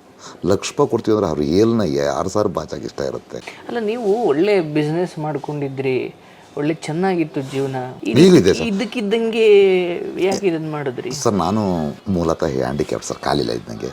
ಅದನ್ನು ನಾನು ಇಲ್ಲ ಬೇಡ, ಅದು ಬೇಡ ಸರ್, ಅನುಕಂಪ ಬೇಡ ನನಗೆ. ಅಲ್ಲ ನಾನು ಅದಕ್ಕೆ ವೀಕ್ಷಕರಿಗೆ ಹೇಳ್ತಾ ಇದ್ದೆ ಆರಂಭದಲ್ಲಿ, ನೀವೇ ಸ್ವಯಂ ಸ್ವಲ್ಪ ದೇಹದ ಒಂದು ಯಾವುದೋ ನ್ಯೂನ್ಯತೆ ಇರತಕ್ಕಂಥವ್ರು, ಬಟ್ ನೀವು ಈ ಮಟ್ಟಿಗೆ ಬದುಕಲ್ಲಿ ಎದ್ದು ನಿಲ್ಲೋದಿದೆಯಲ್ಲ, ಏನು ನಿಮ್ಮ ಬಾಲ್ಯ ಏನು ತುಂಬ ಚೆನ್ನಾಗಿತ್ತ ನಿಮ್ಮ ಜೀವನ? ಇಲ್ಲ ಸರ್. ಅಪ್ಪ ಅಮ್ಮ ಏನು ಮಾಡ್ಕೊಂಡಿದ್ರು? ಅಪ್ಪ ನೋಡೇ ಇಲ್ಲ ಸರ್ ನಾನು. ಅಪ್ಪನ ನೋಡೇ ಇಲ್ಲ. ಅಮ್ಮ ಮೂಗಿ, ಅಕ್ಕನೂ ಮೂಗಿನೇ. ಅಮ್ಮ ಮೂಗಿ, ಅಕ್ಕ ಮೂಗಿ, ಒಟ್ಟು ಎಷ್ಟು ಜನ ಮಕ್ಕಳು? ನಾವು 4 ಜನ ಮಕ್ಕಳು. ಅದೆಲ್ಲ ಅಣ್ಣ ಅತ್ತಿಗೆ ಇಬ್ಬರು ಸತ್ತೋಗ್ಬಿಡ್ತಾರೆ ಸಾಲ. ಅಣ್ಣ ಅತ್ತಿಗೆ? ಅವಾಗ ಊರು ಬಿಟ್ಟು ಬಂದವನು ನಾನು. ನಿಮ್ಮ ಊರಲ್ಲಿ ಅಂತ ಏನೂ ಇರಲಿಲ್ವಾ? ಆರ್ಥಿಕವಾಗಿ ಯಾರೂ ಸರಿ ಇಲ್ಲ ಸರ್, ಆರ್ಥಿಕವಾಗಿ ಇಲ್ಲ. ಮತ್ತು ಮನೇಲಿ ಒಬ್ಬ ಹ್ಯಾಂಡಿಕ್ಯಾಫ್ಟ್ ಇದ್ದರೆ ಮನೆಯವ್ರು ನೋಡೋ ರೀತಿನೇ ಒಂಥರ ಚೇಂಜ್ ಇರುತ್ತೆ ಸರ್. ಹುಟ್ಟಿನಿಂದನೇ ಅದನ್ನು ಸರಿ ಮಾಡಿಸುವ ಅವಕಾಶ ಆಗಿಲ್ಲ ಸರ್. ಹಾಗಾಗಿ ನಾನು ನೀವು ಮನೆಯವ್ರಿಗೆಲ್ಲ ಒಂದು ಹಂತದಲ್ಲಿ ಭಾರ ಅಂತ ನಿಮಗೆ ಅನಿಸ್ಬಿಡ್ತಾ? ನಿಜವಾಗ್ಲು ಹಾಗಾಗಿ ಸರ್ ಆಸರೆ ಅಂತ ಕಟ್ಟಿದ್ದು. ಯಾರು ಮನೆಯಲ್ಲಿ ಭಾರವಾಗಿದ್ದರೆ ಅವ್ರನ್ನ ಯಾವ ಥರ ನೋಡ್ತಾರೆ ಅಂತ ಗೊತ್ತಿದ ಮೇಲೆ ಇದನ್ನು ಕಟ್ಟಿದ್ದು ನಾನು. ಅಂಥ ಭಾರ ಇದ್ದವ್ರಿಗೆ ನಾವಿದೀವಿ ಬನ್ನಿ ಅಂತ ಕರಿಬೇಕು ಅಂತ. ನೀವು ಊರು ಬಿಟ್ಟ ಸಮಯದಲ್ಲಿ ನಿಮ್ಮ ವಯಸ್ಸು ಎಷ್ಟು? 16. ಓಕೆ, ನೆಕ್ಸ್ಟ್ ಏನು, ಎತ್ತ, ಎಲ್ಲಿ? ನಿಮಗೆ ಯೋಜನೆ ಹಾಕ್ಕೊಂಡು ಊರು ಬಿಟ್ಟರೆ ಏನು ಕತೆ? ಹ್ಯಾಂಡಿಕ್ಯಾಫ್ಟ್ ಸರ್, ಯಾರು ಕೊಡ್ತಾರೆ ಕೆಲಸನ? ಅಲ್ಲಿಂದ ಎಲ್ಲಿಗೆ ಬಂದ್ರಿ ನೀವು? ಇಲ್ಲ, ಹೋಟ್ಲ್ ಕೆಲಸ ಮಾಡಿ ಬೇಡ ಸರ್. ಹೋಟ್ಲು ಕೆಲಸ ಮಾಡಿದ್ರೆ ನೀವು? ಹೋಟ್ಲು ಎಲ್ಲ ಮಾಡಿ ಅದ್ರ ಮಕ್ಕಳು ನೋಡಿದ್ರೆ ಮತ್ತೆ ಮಕ್ಳಿಗೆ ಗೊತ್ತಿಲ್ಲ, ಅದು ಬೇಡ. ಮಕ್ಕಳು ಇವತ್ತು ಅವರಿಗೆ ನನ್ನ ಹಿನ್ನೆಲೆ ಗೊತ್ತಾಗಲ್ಲ. ಅಲ್ಲ, ಎಂಥ ದುಃಖದ ಬಾಲ್ಯವನ್ನು ಕಳೆದಿರೋ ನಿಮಗೆ ಮಾತ್ರ ಇನ್ನೊಬ್ಬರ ದುಃಖ ಖಂಡಿತ ಅರ್ಥ ಆಗ್ಲಿಕ್ಕೆ ಸಾಧ್ಯ. ಆದರೆ ನನಗೆ ವಿಚಿತ್ರ ಅನಿಸೋದು, ನೀವು ಹೋಟ್ಲು ಕೆಲಸ ಮಾಡಿ, ಸೆಕ್ಯೂರಿಟಿ ಕೆಲಸ ಮಾಡಿ, ಒಂದು ಹಂತಕ್ಕೆ ನಿಮ್ಮ ಬದುಕನ್ನು ಕಟ್ಕೊಂಡಿದ್ದೇ ಶ್ರೇಷ್ಠ. ಅದನ್ನೇ ನಾವು ದೊಡ್ಡ ಸಾಧನೆಯಾಗಿ ಖಂಡಿತ ನೋಡ್ಬೋದು, ಯಾಕಂದರೆ ನಿಮ್ಮ ಬಾಲ್ಯ ಇದ್ದಿದ್ದು ಅಥವಾ ನಿಮ್ಮ ಸ್ಥಿತಿ ಇದ್ದಿದ್ದು. ಆದರೆ ಇಲ್ಲಿ 4 ಜನಕ್ಕೆ ಅನ್ನ ಕೊಡುವ ಕೆಲಸ ನಿಮ್ಮ ಶ್ರೀಮತಿಯವ್ರ ಜೊತೆ ಆದಮೇಲೆ ಈ ಪ್ಲ್ಯಾನ್ ಬಂದಿದ್ದು ಅಥವಾ ಅದಕ್ಕೆ ಮುಂಚೆನೇ ನೀವು? ಇಲ್ಲ, ಅವಳ ಜೊತೆ ಆದ್ಮೇಲೆ. ಅವಳು ಅನಾಥದೆ, ಅವಳಿಗೆ ಅಪ್ಪ ಅಮ್ಮ ಇಲ್ಲ. ಓ, ಹಾಗಾಗಿ ಹೆಂಗೆ ನಿಮ್ಗೆ ಅವಳು ಹೆಂಗೆ ಪರಿಚಯ ನಿಮಗೆ? ಅವ್ರನ್ನ ಇನ್ನೊಬ್ರು ತಾಯಿ ಸಾಕಿರ್ತಾರೆ. ಓಹೋ, ಮೂಲತಃ ಪರಿಚಯ ಆಗುತ್ತೆ. ಆದಮೇಲೆ ಇಬ್ಬರು ನಮ್ಮ ಹೊಟ್ಟೆ ತುಂಬಿತು ಅಂದರೆ ಆರ್ಥಿಕವಾಗಿ ನಾವು ಚೆನ್ನಾಗಾದ್ವಿ. ಆವಾಗ ಕಟ್ಟಿದ್ದಿದ್ದು. ಸಾಕು, ಮಕ್ಕಳೆಲ್ಲ ಓದ್ತಿದ್ದಾರೆ, ಮನೆ ಇದೆ, ಸಾಕು, ಇನ್ನೇನಾದರೂ ಮಾಡಬೇಕು ಅಂದಾಗ ಆಸರೆ ಅಂತ. ಅದರಲ್ಲೂ ಭಾಳ ಯೋಚನೆ ಮಾಡಿ, ಇದು ಯಾವ ಧರ್ಮದ್ದಂತ ಗೊತ್ತಾಗಬಾರ್ದು, ಯಾವ ಕ್ಯಾಸ್ಟಿನಂತ ಗೊತ್ತಾಗಬಾರ್ದು, ಇದು ನನ್ನ ಹೆಸರು ಮುಂದೆ ಅದು ಬರಬಾರ್ದು. ನಿಮ್ಮನ್ನು ಆಸರೆ ಜಯರಾಜ್ ನಾಡು ಅಂದ್ರೆ ಆಗಲ್ಲ. ಯಾಕೆ ಸರ್? ಇದು ನಮ್ಮಪ್ಪನ ಆಸ್ತಿ ಮಾರಿ ಊಟ ಆಗ್ತಾಯಿಲ್ಲ ಸರ್. ಜನರು ದುಡ್ಡು ಸರ್. ಇದು ಯಾರೋ ಪ್ರತ್ಯಕ್ಷವಾಗಿ ಪರೋಕ್ಷವಾಗಿ ಸಹಾಯ ಮಾಡ್ತಾರಲ್ಲ, ಮತ್ತು ನಾವು ಕಟಾಕಿದ್ದೇನೆ ಇಲ್ಲಿ, ಇದು ನಂದು, ನಾನು ಇವ್ರಿಗೋಸ್ಕರ ತ್ಯಾಗ ಮಾಡ್ತೇನೆ. ಈ ಬೂಟಾಟಿಕೆ ನಂಗೆ ಗೊತ್ತಿಲ್ಲ ಸರ್, ನನಗೆ ಅದು ಬೇಡ ಸರ್. ಆಸರೆ ಹೆಸರಲ್ಲಿ ನೀವು ಅವಾರ್ಡ್ ಕೊಡೋದಾದ್ರೆ ನಂಗೆ ಅವಶ್ಯಕತೆ ಇಲ್ಲ ಅಂತೀವಿ ಸರ್. ಈಗ ನಿಮಗೆ ರಾಜ್ಯ ಸರ್ಕಾರ ನಾಳೆ ಏನೋ ಒಂದು ಕರ್ನಾಟಕ ರಾಜ್ಯ ಪ್ರಶಸ್ತಿನೋ ಅಥವಾ ಸರ್ ಅವೆಲ್ಲ ಬರಲ್ಲ ಸರ್. ಅವೆಲ್ಲ ನಿಮಗೆ ಬಂದಿತ್ತಂತೆ, ನೀವು ಬೇಡ ಅಂದ್ರಂತೆ, ಯಾಕೆ ಸರ್? ಇಲ್ಲ ಸರ್, ಅವೆಲ್ಲ ಏನಂದರೆ ಸರ್, ನನ್ನ ನೋಡಿ, ಈಗ ನಿಮ್ಮನ್ನು ಶ್ರೀನಿವಾಸ ಪರಿಚಯ ಅದು, ನಿಮ್ಮ ಬಯೋಡೇಟಾ ಕೊಡಿ ಅಂದರೆ ಎಲ್ಲದೂ ಅಷ್ಟೇ ಸರ್. ಇಲ್ಲಿ ಇಂಪ್ಲೈನ್ಸ್ ಯಾರೋ ಒಬ್ರು ಮಾಡೋದು. ಆಸರೆ ಹೆಸರಲ್ಲಿ ನಾನು ಇವತ್ತವರೆಗೂ ನಾನು ಯಾವುದೂ ಮಾಡೋದು ಇಲ್ಲ ಸರ್. ಅದರ ಹೆಸರಲ್ಲಿ ನನ್ನ ಹೆಸರು ಮುಂದಾಗಲಿ, ನಾನು ಫೋನ್ ಮಾಡಿದಾಗ ನಾನು ಜಯರಾಜ್ ನಾಡು ಅಂತ ಹೇಳ್ತೀನಿ ವಿನ ಆಸರೆ ಜಯರಾಜ್ ನಾಡು ಅಂತ ಹೇಳಲ್ಲ ಸರ್. ನಾನು ಎಲ್ಲೂ ಇಟ್ಕೊಂಡು ಇಲ್ಲ ಸರ್ ಅದನ್ನು. ಯಾಕೆಂದರೆ ನಮ್ಮದೇ ಆದ ಒಂದು ಹೆಸರು ಮಾಡಬೇಕೇ ವಿನ ಆ ಹೆಸರು ಮುಂದೆ ಆಶ್ರಮದ ಹೆಸರು ಇಟ್ಕೊಂಡು ಬದುಕಕ್ಕೆ ನಂಗೆ ಇಷ್ಟ ಇಲ್ಲ ಸರ್. ಇವತ್ತು ಎಷ್ಟೊಂದು ಜನ ಯಾರೋ ಬೆಳೆದಿರೋರು ಹಿಂದೆ ಹೋಗಿ ಅವ್ರ ಐಡೆಂಟಿಟಿ ಇಟ್ಕೊಂಡು ಇವರು ಬೆಳೆಯೋ ಪ್ರಯತ್ನ ಮಾಡ್ತಾರೆ ಸಾಮಾನ್ಯವಾಗಿ. ನಿಮ್ಗೆ ಅಂಥದ್ದು ಯಾವುದಾದ್ರೂ ಹಿಂದೆ ಶಕ್ತಿ ಇತ್ತಾ? ಇಲ್ಲ ಸರ್. ನಿಮ್ಮದೇ ಇವತ್ತು ನೀವು ಎಲ್ಲಿ ಹೋದರೂ ಹೆಮ್ಮೆಯಿಂದ ಹೇಳ್ತೀವಿ? ನನ್ನದೇ ಓನ್ ಹೆಸರು. ನೀವು ದೇವರನ್ನು ನಂಬಲ್ವಂತ ಯಾಕೆ? ಮತ್ತು ನೀವು ಒಂದು ವಿಡಿಯೋದಲ್ಲಿ ತಿರುಪತಿ ವಿಚಾರವಾಗಿ ಮಾತಾಡ್ತಾ ಇದ್ರಿ, ಅನ್ನೋದು ಒಂದು ದೇವ್ರ ವಿಚಾರ ಮಾತಾಡ್ತಾ ಇದ್ರಿ. ನೀವು ನಾಸ್ತಿಕ ಅಂತ ಹೇಳ್ತೀರಿ, ಅದು ಹೆಂಗೆ? ಎಲ್ಲ ಕಷ್ಟಗಳು ನನಗೆ ಕೊಟ್ಟಿದ್ನಲ್ಲ, ಅವಾಗೆ ದೇವ್ರ ಮರೆಯೋದು ಬಿಟ್ಟೆ, ನೆನೆಸೋದು ಬಿಟ್ಟೆ. ಯಾರ ಕಳಿಸಿದ್ದಲ್ವ ತಿರುಪತಿ. ಬಟ್ ನೀವು ಆಶ್ರಮದ ಆರಂಭದಲ್ಲಿ ಕೆತ್ತನೆ ಮಾಡಿಸಿದ್ದೀರಿ, ಅಲ್ಲೂ ಸರ್ ಇದು ಬಾಡಿಗೆ ಸರ್, ಇದು ಕಲ್ಯಾಣ ಮಂಟಪ ಸರ್ ಇದು. ಓಕೆ, ಈಗ ನೀವು ದೇವ್ರನ್ನ ನಂಬತ್ತಿರೋ ನಂಬಲ್ವೋ? ನನ್ನ ಮನೆಯವರಿಗೋಸ್ಕರ ನಮ್ದು ಕೈ ಮುಕ್ಕೊಂಬರ್ತೀನಿ ಸರ್ ಅಷ್ಟೇ. ಮೈ ಮೇಲೆ ದೇವ್ರು ಬರೋ ಒಟ್ಟು ನಂಬಿಕೆ ಇಲ್ಲ ಸರ್. ಅಲ್ಲ, ಅದು ಬೇಡ, ಅದು ಮೂಢನಂಬಿಕೆ. ಅಲ್ಲ, ಅದನ್ನೇ ಹೇಳ್ತಾ ಇರೋದು ಸರ್. ಇದಾನೆ ಬೆಳಗ್ಗೆ ಕೈ ಮುಕ್ಕೊಂಬೋಣ ಸರ್, ಹಂಗಂತ ವೃತ ಮಾಡೋಂಥದ್ದು ಅದು ಇನ್ನೊಂದು ಮಾಡೋಂಥದ್ದು ಇಲ್ಲ ಸರ್.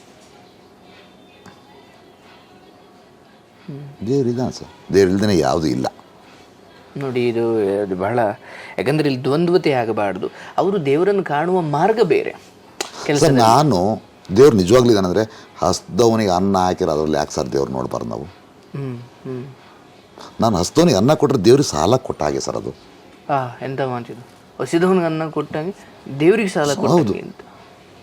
ಓ ಹೌದು ಹೌದು, ಅಂದರೆ ನೊಂದವ್ರಿಗೆ ನೆರವಾಗೋದೇ ದೇವ್ರ ಸರ್. ದೇವ್ರು ಯಾವ ರೂಪದಲ್ಲಿ ಬರ್ತಂತ ಯಾರಿಗೂ ಗೊತ್ತಿಲ್ಲಲ್ಲ. ನಿಜ ನಿಜ. ಅವರು ಅದಕ್ಕೆ ದೇವ್ರ ಮಕ್ಕಳು ಅಂತ ಕರೀದಲ್ವ ಅವ್ರನ್ನ. ಅದೊಂದು ನಮಗೆ ಪರೀಕ್ಷೆ ಇರ್ಬೋದು ಸರ್. ಇವತ್ತವರೆಗೂ ನಾನು ಯಾರನ್ನೂ ಕೇಳೋದು ಇಲ್ಲ. ನನಗೆ ಇವತ್ತವರೆಗೂ ಅನ್ನಕ್ಕೆ ತೊಂದರೆನೇ ಆಗಿಲ್ಲ ಸರ್. ಇಲ್ಲಿ ನಿಮಗೆ ಇನ್ನೂ 100 ಜನ ಬಂದರೂ ಅನ್ನ ಹಾಕ್ತೀನಿ ಅನ್ನೋ ಶಕ್ತಿ ಇದೆ ಸರ್. ನಾನು ಅನ್ನ ಇವತ್ತವರೆಗೂ ಕಡಿಮೆ. ನನಗೆ ಎಷ್ಟೋ ಜನ ಫೋನ್ ಮಾಡ್ಬೇಕಾರೆ, ಏನು ಆ ಮುದುಕರಿಗೆ ಹಂಗೆ ಊಟ ಹಾಕ್ತೀರಪ್ಪ ಅಂತ. ಗೊತ್ತಿಲ್ಲ ಸರ್. ಹಸುವು ವಯಸ್ಸಾದವರಿಗೆ ಬಿ ಪಿ ಶುಗರ್ ಇದ್ರೆ ಹೊಟ್ಟೆ ಹಸು ಜಾಸ್ತಿ ಸರ್. ಪಾಪ ಆ ವಿಡಿಯೋ ನೋಡಿದ ತಕ್ಷಣ ಬೈತಾರೆ, ಊಟ ಅಷ್ಟು ಹಾಕ್ಬೇಡ ಇಡು, ಪಾಪ ಡೆಸಿಷನ್ ಪವರ್ ಇಲ್ಲ ಅಂತಾರೆ. ಆಸೆ ಅವರಿಗೆ. ಅನ್ನಕ್ಕಿರೋ ಜನ್ಮ. ನಾವು ಅವಾಗ ಅನ್ನ ಇಲ್ದೇ ಊರು ಬಿಟ್ವಿ. ಅನ್ನ ಇದ್ದಾಗ ತಿನ್ನಲಿ. ಪ್ರತಿದಿನ ಒಂದು ವೆರೈಟಿ ಊಟ ಇರುತ್ತೆ ಸರ್ ನಮ್ಮಲ್ಲಿ. ಪಾಪ ಹೌದಾ? ಏನೇನಿರುತ್ತೆ ನಿಮ್ಮಲ್ಲಿ? ಎಲ್ಲ ಧಾನ್ಯಗಳೇ ಎಲ್ಲ ತರ್ತಾರೆ ನಮ್ಮಲ್ಲಿ. ನಾನು ಊರಲ್ಲಿ ಇಲ್ಲ ಅಂದ್ರೂ ನಮ್ಮಲ್ಲಿ ಏನೇನಾಗುತ್ತೆ ಪ್ರತಿದಿನ ಅದನ್ನು ಅಪ್ಡೇಟು ನೋಡಿ. ಯಾಕೆಂದರೆ ನಾನು ಇಲ್ಲಿರೋನು ನಂಬಲ್ಲ. ಒಟ್ಟು ಎಷ್ಟು ಜನ ಇದ್ದಾರೆ? 13 ಜನ ಇದ್ದಾರೆ ಸರ್. ಅಲ್ಲ, ಒಟ್ಟು 197 ಜನ ಇದ್ದಾರೆ ಸರ್ ಟೋಟಲ್. 197. ಬೆಂಗಳೂರಲ್ಲಿ ನಿಮ್ಮದೇ ದೊಡ್ಡ ಆಶ್ರಮ? ಇಲ್ಲ ಇದ್ದಾರೆ ಸರ್. ಹೌದಾ? ದೊಡ್ಡ ಇದ್ದಾರೆ ಸರ್. ನಂದು ಯಾವ ಮಟ್ಟಕ್ಕೂ. ನೀವು ಈ ಆಶ್ರಮಗಳ ಸಂಘಕ್ಕೆ ಅಧ್ಯಕ್ಷರಾಗಿದ್ರಂತ? ಹೌದಾ? ಅಧ್ಯಕ್ಷ ಆಗಿದ್ದೆ. ಈಗ ಅದರಿಂದ ಸ್ವಲ್ಪ ದೂರ ಇದ್ದೀರಾ? ಅದು ಯಾವುದೂ ಇಲ್ಲ ಸರ್, ಆಕ್ಟಿವಿಟೀಸ್ ಇಲ್ಲ. ನಾನು ಸುಮ್ಮನೆ ಕೇಳ್ತೀನಿ, ಜನಗಳಿಗೊಂದು ಕುತೂಹಲ ಇರುತ್ತೆ. ನಿಮ್ಮಲ್ಲಿ ತುಂಬ ಹೊಂದಾಣಿಕೆ ಇರುತ್ತಾ? ನೇರವಾಗಿ ಹೇಳಬೇಕು ಸರ್. ನಾನು ಅದರಲ್ಲಿ ಇನ್ವಾಲ್ವ್ ಇಲ್ಲ. ಬಟ್ ನಮ್ಮವ್ರಿಗೆ ಯಾರೇ ಕಷ್ಟ ನಾನು ಇರ್ತೀನಿ ಸರ್. ಇರ್ತೀರಾ? 100%. ಅವ್ರ ಪರಿಚಯ ಇರಲಿ ಬಿಡಲಿ, ಫೋನ್ ಬರುತ್ತೆ. ಅದು ಬರ್ತೀವಿ. ಈಗ ನಮ್ಮ ಯಾರೇ ಆಗಲಿ ಸರ್. ಎಷ್ಟಿದಾವೆ ಸರ್ ಇಲ್ಲಿ? ಇರವೇ ಒಂದು 7-8 ನಮ್ಮಲ್ಲಿ ಫ್ರೀ ಆಫ್ ಕಾಸ್ಟು. ಎಲ್ಲವೂ ವೃದ್ಧಾಶ್ರಮಗಳು ಯಾವೂ ಫ್ರೀ ಆಫ್ ಕಾಸ್ಟ್ ಅಲ್ಲ ಸರ್. ನಿಮಗೆ ಇನ್ನೊಂದು ಸತ್ಯ ಗೊತ್ತಿರಲಿ, ಭಾಳ ಕಡಿಮೆ ಸರ್ ನಮಗೂ ಇರೋದು. ಓಕೆ, ಉಚಿತವಾಗಿ. ಉಚಿತ, 100% ಉಚಿತ. ಇಲ್ಲಿ ಯಾವುದೇ ಕಾರಣಕ್ಕೂ ದುಡ್ಡಿನ ವ್ಯವಹಾರ ನಡೆಯಲ್ಲ ಅನ್ನೋದು ಭಾಳ ಕಡಿಮೆ. ಅವಕ್ಕೆಲ್ಲ ಹೆಮ್ಮರ ಆಟೋ ರಾಜ. ಓಹೋ, ಅವರೇ ನಿಮಗೆಲ್ಲ ಸುಪ್ರೀಂ ಥರ? ಅವೈನೇ ಫಸ್ಟ್ ಕಟ್ಟಿದವರು ಅವರೇ. ಸುಮ್ಮನೆ ಇಲ್ಲಿ ಕುತ್ಕೊಂಡು ಏನು ಸೋಷಿಯಲ್ ಮೀಡಿಯಾದಲ್ಲಿ ವೀಡಿಯೋ ಜಾಸ್ತಿ ಹೋದ್ರು ನಾನೇ ದೊಡ್ಡ ತೋಲು ನನ್ನವೇ ಇಲ್ಲ ಸರ್. ಆಟೋ ರಾಜ ಫಸ್ಟ್, ಅದ್ರ ನಂತರ ಕಟ್ಟಿದ್ದು ನಾನು. ಓ, ನೀವೇ ಸೆಕೆಂಡ್? ಹೌದು. ಎಲ್ಲ ಈಗ ನೀವೊಂದು ದೊಡ್ಡ ಜಾಗ ತಗೊಂಡು ನೀವು ಒಂದು ದೊಡ್ಡ ಆಶ್ರಮ ಕಟ್ಟುವ ಯೋಜನೆ ಇದೆಯಾ? ಇಲ್ಲ ಸರ್, ಇಲ್ಲ ಸರ್. ಸರ್ಕಾರದಿಂದ ನೀವು ಜಾಗ ಅಥವಾ ದಾನಿಗಳಿಂದ ಜಾಗ ಪಡೆದು ಕಟ್ಟಿದ್ರೆ ನೀವು ಸಾಯೋವರೆಗೂ ನಡೆಸ್ಬೇಕು ಸರ್ ಅದನ್ನ. ಇದು ಆಗಲ್ಲ ಸರ್. ನನಗೆ ಯಾಕೋ ಆ ಥರದ್ದು ಮನಸ್ಥಿತಿನೇ ಇಲ್ಲ ಸರ್. ನಿಮ್ಮ ಶಕ್ತಿಯೂ ಕೂಡ ಕಡಿಮೆ ಆಗ್ತಾ? ಹೌದು. ಮಕ್ಕಳು ಬರಲಿಲ್ಲ ಅಂದರೆ ಸರ್ ಇವ್ರನ್ನ ಶಾಪ ನಮ್ಮ ತೆರೆದೇ ಬಿಡುತ್ತೆ ಸರ್ ಇವ್ರನ್ನ. ಓಕೆ, ಅಂದರೆ ಬೇರೆಯವ್ರಿಗೆ ನೀವು? ಹೌದು. ಅಂದರೆ ಬೇರೆಯವರು ಯಾರ ಓನರ್ಶಿಪ್ ಕೊಡ್ತೀರಾ? ಹೌದು. ಎಲ್ಲ ಥ್ರೋಟ್ ಎಲ್ಲ. ಸೊ ನಿಮ್ಮ ಕಡೆ ದಿನಗಳನ್ನು ಒಂದೆಳ್ಳ ನಿಮ್ಮದೇ ಎಲ್ಲೋ ದೂರ ಕಳಿಬೇಕು, ಹಳ್ಳಿಲಿ ಕಳಿಬೇಕು, ಮೊಮ್ಮಕ್ಕಳು ಜೊತೆ. ಈಗ ಅಲ್ಲೆಲ್ಲ ಸಮಯ ಕೊಡ್ಲಿಕ್ಕೆ ಅಷ್ಟ ಆಗಲ್ಲ. ಯಾಕೆಂದರೆ ಇಲ್ಲಿ ಏನೋ ಮಾಡಿ ಎಲ್ಲೋ ಮಗು ಮುಟ್ಟೋದು ಅದು. ಈ ಸಿನಿಮಾ ಸ್ಟಾರ್ಸ್ಗಳೆಲ್ಲ ಬರ್ತಾರಾ ನಿಮಗೆ? ಏನಕ್ಕೆ? ಬರ್ತ್ಡೇ ಆಚರಣೆ ಮಾಡ್ಕೊಳ್ಳೋಕ್ಕೆ ಬರ್ತಾರೆ. ನಾಯಿ ಮಲೆಯಲ್ಲಿ ಹಾಲಿದ್ರೆ ದೇವರಿಗ ದಿಂಡ್ರಿಗ. ಹಂಗೆ ಆಯಿತು ಕತೆ. ಯಾವ ಸ್ಟಾರ್ ಸರ್ ಕೊಟ್ಟಿದ್ದಾರೆ? ಈಗ ನಾವು ಬೇರೆ ಎಲ್ಲ ನೋಡ್ತಾ ಇರ್ತೀವಲ್ಲ. ಇಲ್ಲ ಸರ್. ದರ್ಶನ್ ಅವರೊಬ್ಬರು ನಕ್ಷತ್ರ ಅವ್ರಿಗೆ ಇಟ್ಟಿಗೆ ಕೊಟ್ಟಿದ್ರು. ಯಾರಿಗೆ? ಮಂಗಳಮುಖಿ ನಕ್ಷತ್ರ ಅವ್ರಿಗೆ. ನನಗೆ ಕಿಚ್ಚ ಸುದೀಪ್ ಅವ್ರ ತಾಯಿ ಪುಣ್ಯ ಸ್ಮರಣೆಗೆ ಸ್ವಲ್ಪ ಗ್ರಾಸರಿ ಕಳಿಸಿದ್ರು. ತಾಯಿಯವ್ರ ಪುಣ್ಯ ಸ್ಮರಣೆ. ಅದೇ ಕಿಚ್ಚ ಸುದೀಪ್ ಅವ್ರ ತಾಯಿ ಪುಣ್ಯ ಸ್ಮರಣೆ ದಿನ ನಮ್ಮಲ್ಲಿ ಅವ್ರ ತಾಯಿದು ಮಾಡಿದ್ರು. ಓಕೆ. ಇನ್ನು ಬಿಗ್ ಬಾಸಿಂದ ಅವ್ರು ಬಂದಾಗ ಇವ್ರು ಬಂದಾಗ ಬರ್ತಾರೆ. ಓ, ನಿಮ್ಮನ್ನ ಆ ಥರ ಯಾವ್ದಾದ್ರು ರಿಯಾಲಿಟಿ ಶೋ ಕರೆದಿದ್ದಾರಾ? ಏನಕ್ಕೆ ಸರ್? ನೀವು ಹೇಳಿದ್ರೆ ನಿಮ್ಮ ಆಶ್ರಮದವ್ರು ಕೆಲವು ರಿಯಾಲಿಟಿ ಶೋ ಹೋಗಿದ್ದಾರೆ. ನಮ್ಮಮ್ಮ ಸೂಪರ್. ನೀವೆಲ್ಲ ಟಿ ವಿಲಿ ಕಾಣಿಸ್ಕೊಂಡೇ ಇಲ್ಲ? ಫಸ್ಟ್ ಭಾಳ ನಮ್ಮ ಮೂಲತಃ ಹೋರಾಟಗಾರ ಸರ್, ಭಾಳ ಇರ್ತಾ ಇದ್ದೆ. ಮೂಲತಃ ನಾನು ಒಬ್ಬ ಕನ್ನಡ ಪರ ಹೋರಾಟಗಾರ. ನೀವು ಕನ್ನಡ ಹೋರಾಟಗಾರರು? ಹೌದು. ಈಗಲೂ ಯಾಕೆ ಸ್ವಲ್ಪ ಆ ಕೆಲಸದಿಂದ ಒಂಚೂರು ಚಾಳಿ ಬಿಡಲ್ಲ ಸರ್, ಎಳೆಯುತ್ತೆ ಒಂದು ಟೈಮ್ ಹೋಗ್ತೀರಿ ಕನ್ನಡದ ವಿಚಾರ ಬಂದಾಗ? ಅದು ಇದಕ್ಕೆಲ್ಲಿ ಎಫೆಕ್ಟ್ ಆಗುತ್ತೋ, ಇವ್ರ ಊಟಕ್ಕೆ ತೊಂದರೆ ಎಲ್ಲ ಆಗುತ್ತೋ ಅನ್ನೋ ಕಾರಣಕ್ಕೆ. ಓ ಹಂಗಾದ್ರೆ ನೀವು ಪ್ರತಿ ಹೆಜ್ಜೆ ಇಡಬೇಕಾದ್ರೆ ಯೋಚನೆ ಮಾಡ್ಲೇಬೇಕು ಸರ್. ಆಶ್ರಮಕ್ಕೆ ಇದರಿಂದ ಹೊಳಿತೋ ಕೆಡುತ್ತೋ ಅಂತ ಯೋಚನೆ ಮಾಡೋದು. ನೀವು ಅದು ದರ್ಶನ್ ಕುರಿತು ಸರ್ ಕುರಿತು ಹೇಳ್ತಾ ಇದ್ರಿ, ನೀವು ಜೈಲಿಗೆ ಹೋಗಿದ್ರಂತೆ ನೋಡ್ಲಿಕ್ಕೆ ಅಂತ. ಏನದು ಕತೆ ಅದು? ಸರ್, ಈಗ ಅವ್ರನ್ನ ಅರೆಸ್ಟ್ ಜೈಲಿಗೆ ಬಿಟ್ಟಾಗ ಮೊದಲನೇ ಬಾರಿ ನಾನು ನಕ್ಷತ್ರ ಅಂದ್ರೆ ಸಾರಥಿ ಸಮಯದಲ್ಲ? ಇಲ್ಲ, ಈಗ ಓಕೆ. ಅದನ್ನು ಬೇರೆ ತರ ಎಲ್ಲ ಮಾಡಿದ್ರು. ನೀವು ನೋಡ್ಲಿಕ್ಕೆ ದರ್ಶನ್ ಸರ್ನ ನೋಡ್ಲಿಕ್ಕೆ ಜೈಲಿಗೆ ಹೋಗಿದ್ರಿ? ಹೌದು. ಆಕ್ಚುಲಿ ಅದು ಫ್ಯಾಮಿಲಿ ಕಡೆಯಿಂದ ಹೋಗಿದ್ದು. ಈಗ ದಿನಕರ್ ಏನಿದಾರಲ್ಲ, ದರ್ಶನ್ ಅವ್ರ ಬ್ರದರ್ ದಿನಕರ್, ಅವ್ರ ಹೆಂಡತಿ ಬಂದು ನನ್ನ ಅಣ್ಣನ ಮಗಳಾಗಬೇಕು, ಆ ಒಂದು ನಿಮ್ಮ ಅಣ್ಣನ ಅಂದ್ರೆ ಚಿಕ್ಕದೊಡ್ಡಪ್ಪ ಮಕ್ಕಳು, ಓಕೆ, ಆ ಒಂದು ಕಾರಣಕ್ಕೆ ರಿಲೇಟಿವ್ ಆಗಿ ಹೋಗಿದ್ದಷ್ಟೇ. ಮೊದಲನೇ ಬಾರಿ ಅರೆಸ್ಟ್ ಆದಾಗ ಅದು ಇನ್ನು ಅದುವರೆಗೂ ಮತ್ತೆ ಅವ್ರ ಹತ್ರ ಹೋಗಿ ಮಾತಾಡ್ಸ್ಕೊಂಡ್ಬಂದ್ವಿ. ಬಟ್ ಅದು ಅದರ್ವೈಸ್ ಬೇರೆ ಯಾವ ಥರದ್ದು ಯಾವುದೂ ಇಲ್ಲ ಸರ್. ನಾವು ಇವತ್ತರೆಗೂ ಯಾವುದೇ ಒಬ್ಬ ಚಿತ್ರನಟರ ಹತ್ರ ಹೋಗಿ ಕೇಳಿದ್ದಾಗಲಿ, ಸಹಾಯ ಮಾಡಿ ಅಂತ ಕೇಳಿದ್ದಾಗಲಿ ಇಲ್ಲ. ಅವಾಗ ನೀವು ಅವ್ರ ಹತ್ರ ಮಾತಾಡಿದಾಗ ಅಲ್ಲ, ನಿಮ್ಮ ಫ್ಯಾಮಿಲಿ ಪರ್ಸ್ನಲ್ಲ? ಅಷ್ಟೇ, ಬೇಡ ಅದು ಆ ವಿಚಾರನ ಎತ್ತದೇ ತಪ್ಪಾಗುತ್ತೆ. ಯಾಕಂದರೆ ದರ್ಶನ್ ಅವರ ನೀವು ಹಾಕಬೇಕಾದ್ರೆ ಅಷ್ಟೇ, ದರ್ಶನ್ ಅವ್ರ ರಿಲೇಟಿವ್ ಅಂದರೆ ಇನ್ನೊಬ್ಬ ಅಭಿಮಾನಿ ಇಲ್ಲಿ ಬರೋ ಸ್ಟಾಪ್ ಆಗುತ್ತೆ. ಓಕೆ ಓಕೆ ಓಕೆ, ಹಂಗೆ ಬೇರೆ ಬರುತ್ತೆ. ಬಟ್ ನೀವು ಹೇಳಿದ್ದು ಒಳಗಿನ ಉದ್ದೇಶ ಸರಿ ಇದೆ. ಒಬ್ರು ಸಂಬಂಧಿಕರಾಗ ನಾವು ಆ ಸಮಯದಲ್ಲಿ ಧೈರ್ಯ ತುಂಬಬೇಕಾಗಿರುತ್ತೆ, ಬಿಟ್ಟರೆ ಬೇರೆ ಏನಿಲ್ಲ. ಬಟ್ ಅದಕ್ಕೆ ಬೇರೆ ಅರ್ಥ ಹೌದೌದು. ಹಾಗಾಗಿ ನಾವು ಅವತ್ತು ಏನೇನು ಹೇಳಿದ್ರು ಅದಕ್ಕೆ ಅಂದಾಜು ಒಂದೆರಡು ಮಾತು ಹೇಳೋದು.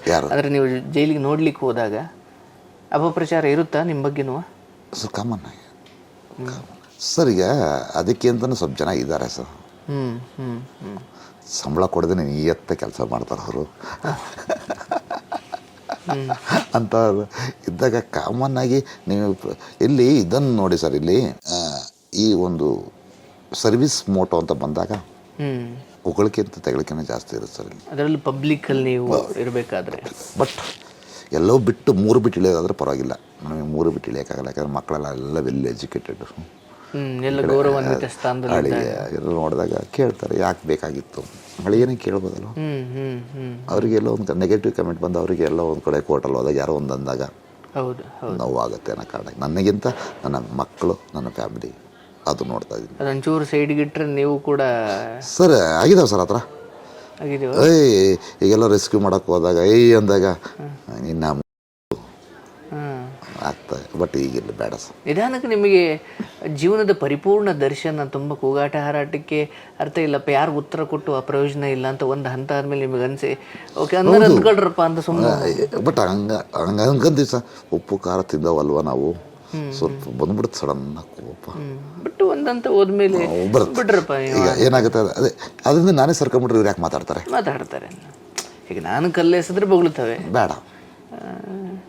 ಬಟ್ ಅವ್ರು ಎಷ್ಟಿದ್ ನಂತಕ್ಕೆ ಬರ್ದಂಗೆ ನಾನು ಒಂದು ಸೇಫ್ ಮಾಡ್ಕೊಂಡಿದ್ದೀನಿ ಅಷ್ಟೆ, ಸಾಕು. ಇನ್ನು ಮುಂದೆ ಹೊರಗೆ ಹೋಗೋದು ಬೇಡ. ಈಗ ಬರ್ತಾರ ತಗೊಳ್ತೀವ. ಹಿಂದೆ ಭಾಳ ಬೈತಾ ಇದೆ ಮಕ್ಕಳಿಗೆ, ಕೆಟ್ಟದಾಗ ಬೈತಾ ಇದೆ. ಮಕ್ಕಳು ಊಟ ಹಾಕಲ್ಲ, ಬಿಡ್ತಾರೆ, ಹಾಗೆ. ಈಗಿಲ್ಲ ಸರ್ ಈ ಥರ ಬಂದಿದ್ದಾರೆ ಸರ್, ಇವ್ರು ಯಾರಿಗಾರ ಗೊತ್ತಾ ಸರ್, ನೋಡಿ ಸರ್ ಅಂತೀರ ಅಷ್ಟೇ. ತಿದ್ದಕ್ಕೆ ನಿಜ ಆಗ್ತಾ ಇಲ್ಲ. ಮೊದಲೊಂದ್ಸಲ ಅನ್ಸಿರುತ್ತೆ ನಮಗೆ, ನಾನು ಸರಿ ಮಾಡ್ಬಿಡ್ತೀನಿ ನಾನು ತಿಂತೀನಿ. ಒಂದು ತಾಯಿನ ಕರ್ಕೊಂಬಂದು ಕುರುಡು ತಾಯಿನ ಮೆಜೆಸ್ಟಿಕಲ್ಲಿ ಬಿಟ್ಟರೆ ತನ್ನ ಮಗ ಉಪ್ಪಾರಪೇಟೆ ಸ್ಟೇಷನ್ ತಂದು ಬಿಟ್ಟಿರ್ತಾರೆ. ಆ ವಿಡಿಯೋ ಮಾಡಿದಾಗ ಅವ್ರ ಮಗ ಹಳೆಬೇಡಿಂದ ಮಗ ಸೊಸೆ ಬಂದಿರ್ತಾರೆ. ಅವಾಗ ಒಂದು ಹೊಡೆದಿದ್ದು ಇನ್ನೂ ಜ್ಞಾಪಕ ಇದೆ ಅವನಿಗೆ ಪಾಪ. ಇವಾಗ ಕಿವಿ ಕೇಳ್ತಾರಲ್ಲ,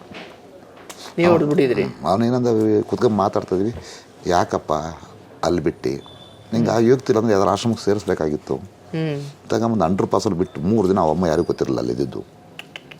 ಹಿಂಗೆ ಮಾಡ್ಬಿಟ್ರೆ ಹೆಂಗೆ ಮಾಡಬೇಕು ಅಂದರೆ ಕರ್ಕೊಂಬಂದಿದ್ಯಾರು? ಪೊಲೀಸ್ನವರು ನಿಮ್ಮ ಆಶ್ರಮಕ್ಕೆ ಕರ್ಕೊಂಬಂದು. ಓಕೆ, ಹಿಂಗೆ ಮಾತಾಡ್ತಾ ಇದ್ರಿ? ಕರ್ಸಿದ್ವಿ ಅವ್ರನ್ನ. ಬಜರಂಗದಳದು ಬಜರಂಗದಳದವ್ರು ಹಿಡ್ಕೊಂಬಂದಿದ್ರು ಅವನ್ನ, ಕರ್ಕೊಂಬಂದಿದ್ರು. ಪಾನಿಪುರಿ ಮಾಡ್ತಾ ಇದ್ದ ಹಳೆ ಬೀಡಲ್ಲಿ ಅವನು ಮಗ. ಅಲ್ಲಿ ಅವನು ಇಲ್ಲಿ ಅಲ್ಲೆಲ್ಲ ಬಿಟ್ಟರೆ ಗೊತ್ತಾಗುತ್ತೆ ಅಂತ ಕರ್ಕೊಂಬಂದು ಇಲ್ಲಿ ಬಿಟ್ಟು ಹೋಗಿದ್ದಾನೆ ಬೆಂಗಳೂರಲ್ಲಿ. ಇಲ್ಲಿ ಅವನಾತ ಹಳೆಬೀಡು, ಬೇಲೂರು ಹಳೆಬೀಡು ಅವನು. ಅವಾಗ ಯಾಕೆ ಹಿಂಗೆ ಮಾಡಿದ್ಯಾ, 100% ಬಿಟ್ಟು ಹೊಡೋಗ್ಬಿಟ್ಟಿದ್ಯಲ್ಲ. ನಮ್ಮ ಅಮ್ಮನೇ ಹೇಳ್ತು, ಅಲ್ಲಿ ಬಿಡು ಯಾರ ಕರ್ಕೋಗ್ತಾರೆ ಅಂತ ಅನ್ಕೊಂಡು ಕೋಪ ಬಂತು. ನಿನ್ನೂ ಅದೇ ಥರ ಬಿಟ್ಟಿದ್ರೆ ನೀವು ಕಕ್ಕಸ್ ಮಾಡ್ತಾನಲ್ಲ ಅಂತೇಳಿ ಸಣ್ಣ ಮುಗಿದ ನಾವು ಕಕ್ಕಸ್ ಮಾಡಿದ್ವಿ ಹುಚ್ಚಿದ್ವಲ್ಲ ಅವತ್ತು ನಮ್ಮನ್ನು ಅದೇ ಥರ ಬಿಸಾಕ್ಬಿಟ್ಟಿದ್ರೆ ಹೌದು. ಇವತ್ತು ನೀನು ಹೆಂಡತಿ ಪಕ್ಕ ಇರೋಕ್ಕಾಗ್ತಾ ಇತ್ತಾ? ಒಂದೇಟು ಹೊಡೆದ್ರಿ. ಆವಾಗ ಬಂದು ಮಾನವ ಹಕ್ಕುಗಳ ಉಲ್ಲಂಘನೆ ಆಗ್ತಾ ಇದೆ ಇಲ್ಲಿ ಹಾಗೆ ಹೀಗೆ ಅಂತ ಏನು ಮಾಡೋದು? ಆತನೇ ಅಥವಾ ಬೇರೆ ಯಾರನ್ನ? ಬೇರೆದು ಓಹೋ, ಬುದ್ಧಿಜೀವಿಗಳು ಇರ್ತಾರೆ. ನೀವು ಅವಾಗೆಲ್ಲ ಲೈವ್ ಬಂದಾಗ ಜನ ಗೆಡ್ಗೆಡ್ದಾಗ ಮಾತಾಡೋರು ಇದ್ರು. ಈಗಿಲ್ಲ ಸರ್, ಈಗ ಸ್ವಲ್ಪ ಎಲ್ಲ ಫಿಲ್ಟರ್ ಆಗ್ಬಿಟ್ಟಿದ್ದಾರೆ. ಫಿಲ್ಟರ್ ಆಗಿದ್ದಾರೆ. ಅದೇ ನಾನೇ ಹೇಳ್ಕೊಳಕ್ಕೆ ರೆಡಿ ಇಲ್ಲ ಸರ್. ಬೈ ಮೇಲೆ ಬೇಡ ಸರ್. ಇಲ್ಲಿ ತಿದ್ದಕ್ಕಿಂತ ಏನಾಗುತ್ತೆ, ಭಾಳ ಅವರಿಗೆ ಬೇಕಾಗಿರೋದೇನು ನಯವಾಗಿ ಮಾತಾಡೋರು ಬೇಕು. ಅದು ನನಗೆ ಗೊತ್ತಿರಲ್ಲ. ಸೊ ನಿಮ್ಮ ಕೋಪದ ಹಿಂದಿನ ಮೃದುತ್ವ ಅವರಿಗೆ ಅರ್ಥವಾಗಲ್ಲ ಸರ್. ಯಾವ ವ್ಯಕ್ತಿ ಆನೆಸ್ಟ್ ಆಗಿರ್ತಾನೆ ಅವನಿಗೆ ಸ್ವಲ್ಪ ಜಾಸ್ತಿ ಕೋಪ ಸರ್, ದರಿದ್ರ. ನಾನು ಅನ್ಕೊಂತೀನಿ ಬೇಡ ಅದು ಯಾಕೆ ಬೇಕು ನಮಗೆ ಅಂತ, ಬಟ್ ಆಗ್ತಾ ಇಲ್ಲ. ಹಂಗಾಗಿ ನಾನೇ ಈ ಲೈವ್ ಬರೋದು ಬೇಡ, ಇದ್ಯಾವುದು ಬೇಡ. ಯಾರು ಇದ್ದಾರ ವಿಡಿಯೋ ಮಾಡಿದ್ವಿ ಅವ್ರ ಕಡೆ ಸಿಕ್ಕರ ಕರ್ಕೋಗ್ರಿ, ಇಲ್ವಾ ನಾನು ಇಟ್ಕೊಂತೀನಿ ಅಷ್ಟೇ. ಆ ಮಟ್ಟಕ್ಕೆ ಹೋಗ್ಬಿಡಿ ಸರ್. ಈಗ ಇದೊಟ್ಟು ಬಾಡಿಗೆಲೇ ನಡೀತಾ ಇದೆ. ಎಷ್ಟು ಕಟ್ತೀರಿ ತಿಂಗಳಿಗೆ? ಬೇಡ ಸರ್ ಬಿಡಿ. ಅಲ್ಲ ಹೇಳಿ ಜನಕ್ಕೆ ಸರ್. ಟೋಟಲ್ಲಾಗಿ ಈ ಒಂದು ಬಿಲ್ಡಿಂಗ್ಗೆ 96,000 ರೂಪಾಯಿ ಬಾಡಿಗೆ ಸರ್. 4 ಫ್ಲೋರ್ 96,000. ಅದು ನಿಮ್ಮ ದುಡಿ ಮೇಲೆ ಕಟ್ತಾ ಇದ್ದೀರಿ ಅಥವಾ ಕಡಿಮೆ ಧಾನ್ಯಗಳು ಅವ್ರು ಇವರು ಬರ್ತಾರೆ. ಪರ್ಮನೆಂಟ್ ಸೋರ್ಸ್ ಅನ್ನೋದಿಲ್ಲ ಅದಕ್ಕೆ ಇದಕ್ಕೆ. ಇಲ್ಲ ಯಾವ್ದು ಅವ್ರು ಕೊಟ್ಟರೆ ಅವ್ರು ಕಟ್ಟೋದು, ನಾವು ಇಲ್ಲಾಂದ್ರೆ ನಾವು ಕಟ್ಟೋದು. ಇಲ್ಲ 96,000 ಕಟ್ಟೋರು ಯಾರು ಸಿಗಲ್ಲ. ಅದು ನಿಮ್ಮ ಶ್ರಮದಲ್ಲಿ ಅವರು ಇವರು ಕೊಡ್ತಾರೆ ಅಷ್ಟೇ. ಅದು ಬಿಟ್ಟರೆ ಗ್ರೇಟ್. ಸೊ ಈಗ ಮುಂದೆ ಯಾವುದೇ ಕಾರಣಕ್ಕೂ ಇದನ್ನು ನಿಲ್ಲಿಸಬಾರ್ದು ಅನ್ನೋ ಇಚ್ಛಾಶಕ್ತಿ ಇದೆಯಾ, ಅಥವಾ ನಮಗೂ ಒಂದು ಹಂತ ಆದಮೇಲೆ ಬಿಟ್ಟು ಹೋಗೋದು? ಇಲ್ಲ ಆ ಥರದ್ದು ಯಾವುದೇ ಸರ್. ಈಗ ನನಗೆ ನಿಮ್ಮ ನೇರವಾಗಿ ಹೇಳ್ತೀನಿ ಸರ್, ನಾನು ಇದರಿಂದ ಬದುಕೋಂತಾನಲ್ಲ. ಇದರಿಂದ ಆರೋಪಗಳು ಅವಮಾನಗಳು ತಗೊಂಡಿದ್ದೀನಿ ಮೀನ. ನನ್ನ ಫ್ಯಾಮಿಲಿ ನಾನು ನೋಡ್ಕೋಬೇಕು ಸರ್. ಈಗ ನಿಮಗೆ ಆಗಲಿ ಸರ್, ನೀವು ಈಗ ನಾನೊಂದು ನನ್ನ ಹತ್ರ ಕಾರ್ಗಳಿದ್ದಾವೆ. ಯಾವುದೋ ಒಂದು ಕಾರ್ ಹೋದ್ರೆ ಏನು ಅನ್ಕೊಂತಾರೆ, ಐಷಾರಾಮಿ ಜೀವನ ನೋಡೋದು. ಅದು ಆ ದುಡ್ಡಲ್ಲಿ ಅಂತಾರೆ. ಆ ಮನೋಭಾವನೆ ಭಾಳ ಬಂದ್ಬಿಟ್ಟಿದೆ. ಈಗ ಗೊತ್ತಾಗಿರೋದು ನೀವು ಆಸರೆಯಿಂದ. ಆದರೆ ನಿಮ್ಮ ಸೇವೆ ನೀವು ಮಾಡ್ಕೊಂಡು ಯಾರು ಏನಾದರೂ ಅಂದುಕೊಳ್ಳಿ ಅಂತ ಇರ್ಬೋದಲ್ಲ. ಯಾಕಂದ್ರೆ ಎಂತಹ ದೊಡ್ಡ ಮಹಾನುಭಾವರಿಗೂ ಅದು ಬಿಟ್ಟಿದ್ದಿಲ್ಲ. ಅಲ್ಲ ನಾನು ಒಂದೊಂದು ಟೈಮ್ ಅನ್ಕೊಂತೀನಿ ಸರ್, ಸಿದ್ಧಗಂಗಾ ಸ್ವಾಮೀಜಿನೂ ಬಿಡಲಿಲ್ಲ ನಮ್ಮವರು, ಆಯ್ತಾ, ಮದರ್ ತೆರೇಸನೇ ಬಿಡಲಿಲ್ಲ.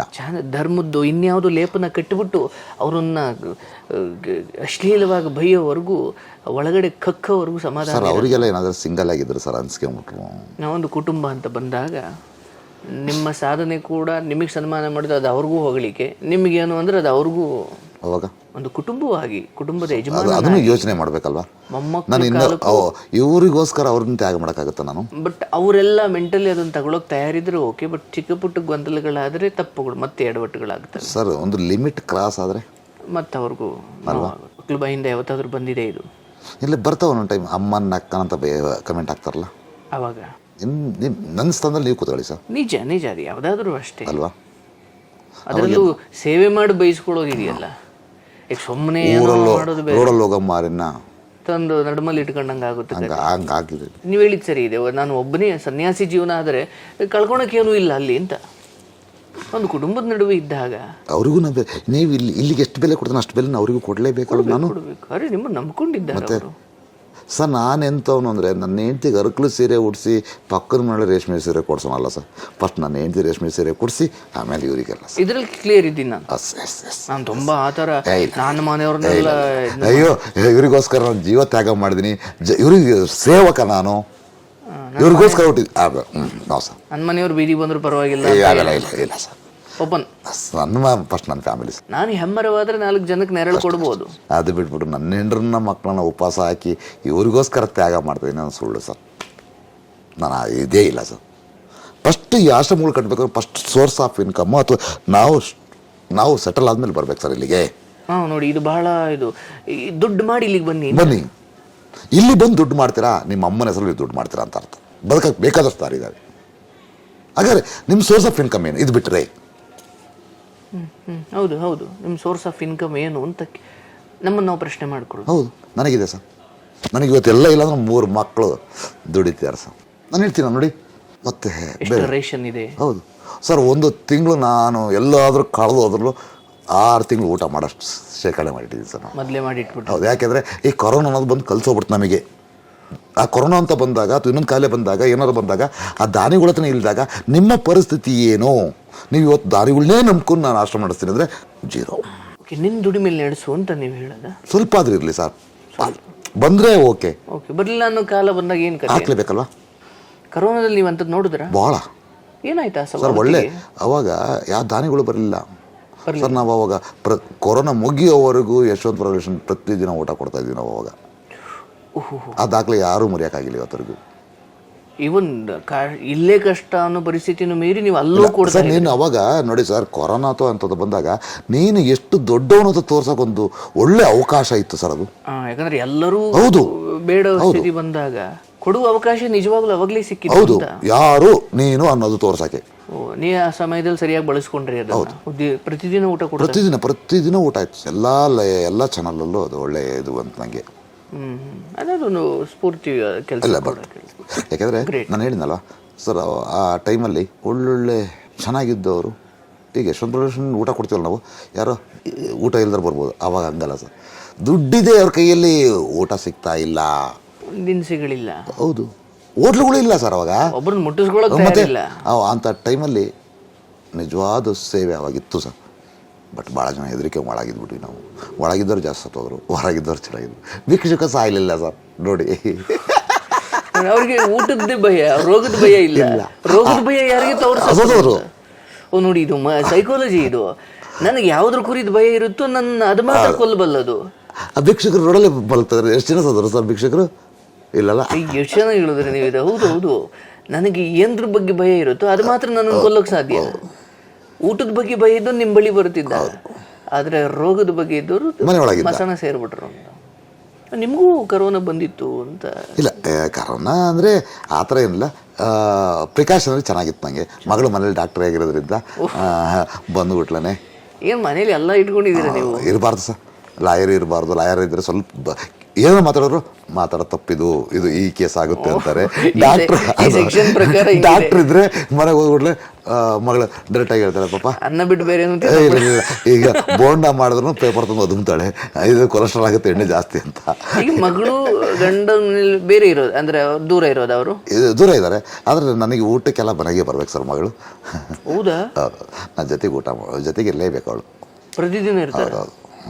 ಒಬ್ಬೊಬ್ಬೊಬ್ಬ ನನ್ನ ಮೊದಲಿಂದ ರೂಢಿಸ್ಕೊಂಡ್ಬಿಟ್ಟಿದ್ದೀರಿ? ರೂಢಿ ಅಂದರೆ ಹತ್ತತ್ರನೇ ಇದ್ದೀರಾ? ಸ್ವಲ್ಪ ದೂರ, ಒಂದು 300 ಮೀಟ್ರ್ ಅಷ್ಟೇ. 300 ಮೀಟ್ರ್ ದೂರ? ಹಾಗಾಗಿ ಆಲ್ಮೋಸ್ಟ್ ನಮ್ಮ ಮನೇಲೆ ರಾತ್ರಿ ಮಾತ್ರ ಮನೆಗೆ ಹೋಗ್ತಾರೆ ಗಣ್ಯ ಅಂತ. ಈಗ ನಿಮಗೆ ಮುಂದೆ ಇನ್ನೆಂಥದ್ದು ಸಾಂಕ್ರಾಮಿಕ ಕಾಯಿಲೆ ಬಂದ್ರೆ ಅದನ್ನ ಲೀಡ್ ಮಾಡೋಷ್ಟು ನಿಮಗೆ ಗೊತ್ತಾಗ್ಬಿಟ್ಟಿದೆ ಈಗ. ಓಕೆ, ಶೇಖರಿಸಿರ್ಬೇಕು. ಹೌದು, ಹಂಗಾಗಿ ಸರ್ ನಮ್ಮಲ್ಲಿ ಇಮ್ಮಿಡಿಯೇಟ್ಲಿ ಇಲ್ಲ ಅಂದ್ಬಿಡ್ಲೆ ನಾನು ಡೋನ್ರಿಗೂ ಕಷ್ಟ ಆಗುತ್ತೆ ಸರ್. ಆಮೇಲೆ ನಾಳೆ ಬೆಳಗ್ಗೆ ನಿಮ್ಮ ಹೆಸರು ರೆಪ್ಯುಟೇಷನ್ ಹಾಳಾಯಿತು, ನಿಮ್ಮ ಮೇಲೆ ಅದೊಂದು ಆರೋಪ ಬಂತು, ದಾನಿಗಳು ಯಾರು ಬರಲ್ಲ, ಅವಾಗ ಏನು ಮಾಡ್ತೀರಾ? ಓಕೆ, ಅವರು ನಿಮಗೇನು ₹1 ಕೊಡಬೇಕು ಅಂದರೂ ನೀವು ಅಂತ ಇಲ್ಲಾಂದ್ರೆ ಸುಮ್ಮನೆ ಯಾರು ಬಂದು ಕೊಡ್ತಾರೆ ಸರ್. ಓಕೆ, ನಿಮ್ಮ ಮೇಲೆ ನಂಬಿಕೆ ಬರಬೇಕು ಅವ್ರಿಗೆ. ಖಾದಾನೇ ತೆಗಿಲ್ಲ, ಇನ್ನು ದುಡ್ಡು ತೆಗಿಯೋದಿಲ್ಲ ಬಂತು ಆ ಥರ ಇವತ್ತು ಆ ಥರ ಇದೆ. ಬಟ್ ಅಷ್ಟು ಈಸಿ ಅಲ್ಲ. ಆಶ್ರಮಗಳು ಕಟ್ತೀವಿ ಅಂತ ಬಂದು ನನ್ನ ಮುಂದೆ ನೋಡಿ ವಾಪಸ್ ಹೋದವ್ರು ನೋಡಿದ್ವಿ ಸರ್. ಆ ಕಷ್ಟ ಸರ್ ಇದು. ಬಹಳ ಅದ್ಭುತವಾದ ಕೆಲಸ ಮಾಡ್ತಿದ್ದೀರಿ ಸರ್. ಈಗ ಅಂತಿಮವಾಗಿ ಮನೇಲಿ ಅಪ್ಪ ಅಮ್ಮನನ್ನು ಹೇಗೆ ನೋಡ್ಕೊಳ್ಬೇಕು ಅನ್ನೋದ್ರ ಬಗ್ಗೆ, ಅಥವಾ ಆಶ್ರಮಗಳೇ ಹೆಚ್ಚಾದರೆ ಅದು ಸಮಾಜದ ಆರೋಗ್ಯದ ಸ್ಥಿತಿ ಅಲ್ಲ, ಸೊ ಅದ್ರ ಬಗ್ಗೆ ಒಂದೆರಡು ಒಳ್ಳೆ ಮಾತು ನೀವು ಹೇಳ್ಬೋದು. ಯಾಕಂದ್ರೆ ನೀವು ಅದನ್ನು ನೋಡೋದಿನ ತಲೆ ಮೇಲೆ ಹಾಕಿದ ನೀರು ಕಾಲತ್ರ ಬರಲೇಬೇಕು. ನಾವು ನಮ್ಮ ಅಪ್ಪನ ಯಾವ ರೀತಿ ನೋಡ್ಕೋತೀವಿ ನನ್ನ ಮಕ್ಕಳು ನೋಡ್ಕೊಳ್ತಾರೆ. ಇಲ್ಲಿ ನಾವು ಇಲ್ಲ, ಅವ್ರಿಗೆ ತಟ್ಟೆ ನಾಳೆ ನಮಗೂ ಅದೇ ವಾಪಸ್ ತಟ್ಟೆ ಬರುತ್ತೆ. ಓಹೋ, ಹೌದು ಹೌದು. ಇದನ್ನು ಮಾತ್ರ ಮನಸ್ಸಲ್ಲಿ ಇಟ್ಕೋಬೇಕು. ಇವತ್ತು ಯಾವುದು ಹೆಂಡ್ತಿ ಬಂದಲು ಅಥವಾ ಇನ್ನೊಬ್ಬರು ಬಂದರು ಅನ್ನೋ ಕಾರಣಕ್ಕೆ ಅಪ್ಪ ಅಮ್ಮನ ದೂರ ಮಾಡ್ತೀವಿ ಅಂದರೆ ನಾಳೆ ನಮ್ಮ ಮಕ್ಕಳು ನಮ್ಮನ್ನು ನೂರಿನಂತೆ ಸೀರೆ ತಾನೆ ಅದು. ಹೌದು, ನಾಳೆ ನಮ್ಮ ಬದುಕು ಹೆಂಗೋ ಏನೋ ಅಂತ. ಬೇಡ ಸರ್, ಇಲ್ದವ್ರ ನೋವು ನಮಗೆ ಗೊತ್ತು ಸರ್. ಇವತ್ತಿಗೂ ನೀವು ತಂದೆ ತಾಯಿ ಅಂದ್ಬಿಟ್ಟು ನನ್ನ ಕಣ್ಣಲ್ಲಿ ನೀರು ಬರುತ್ತೆ. ನಿಮಗಿದ್ದು ಅವರಿದ್ದರೆ ಭಾರ ಅನಿಸುತ್ತಲ್ಲ, ಅಸ್ತವನಿಗೆ ಮಾತ್ರ ಅನ್ನೋದು ಬೆಲೆ ಗೊತ್ತು.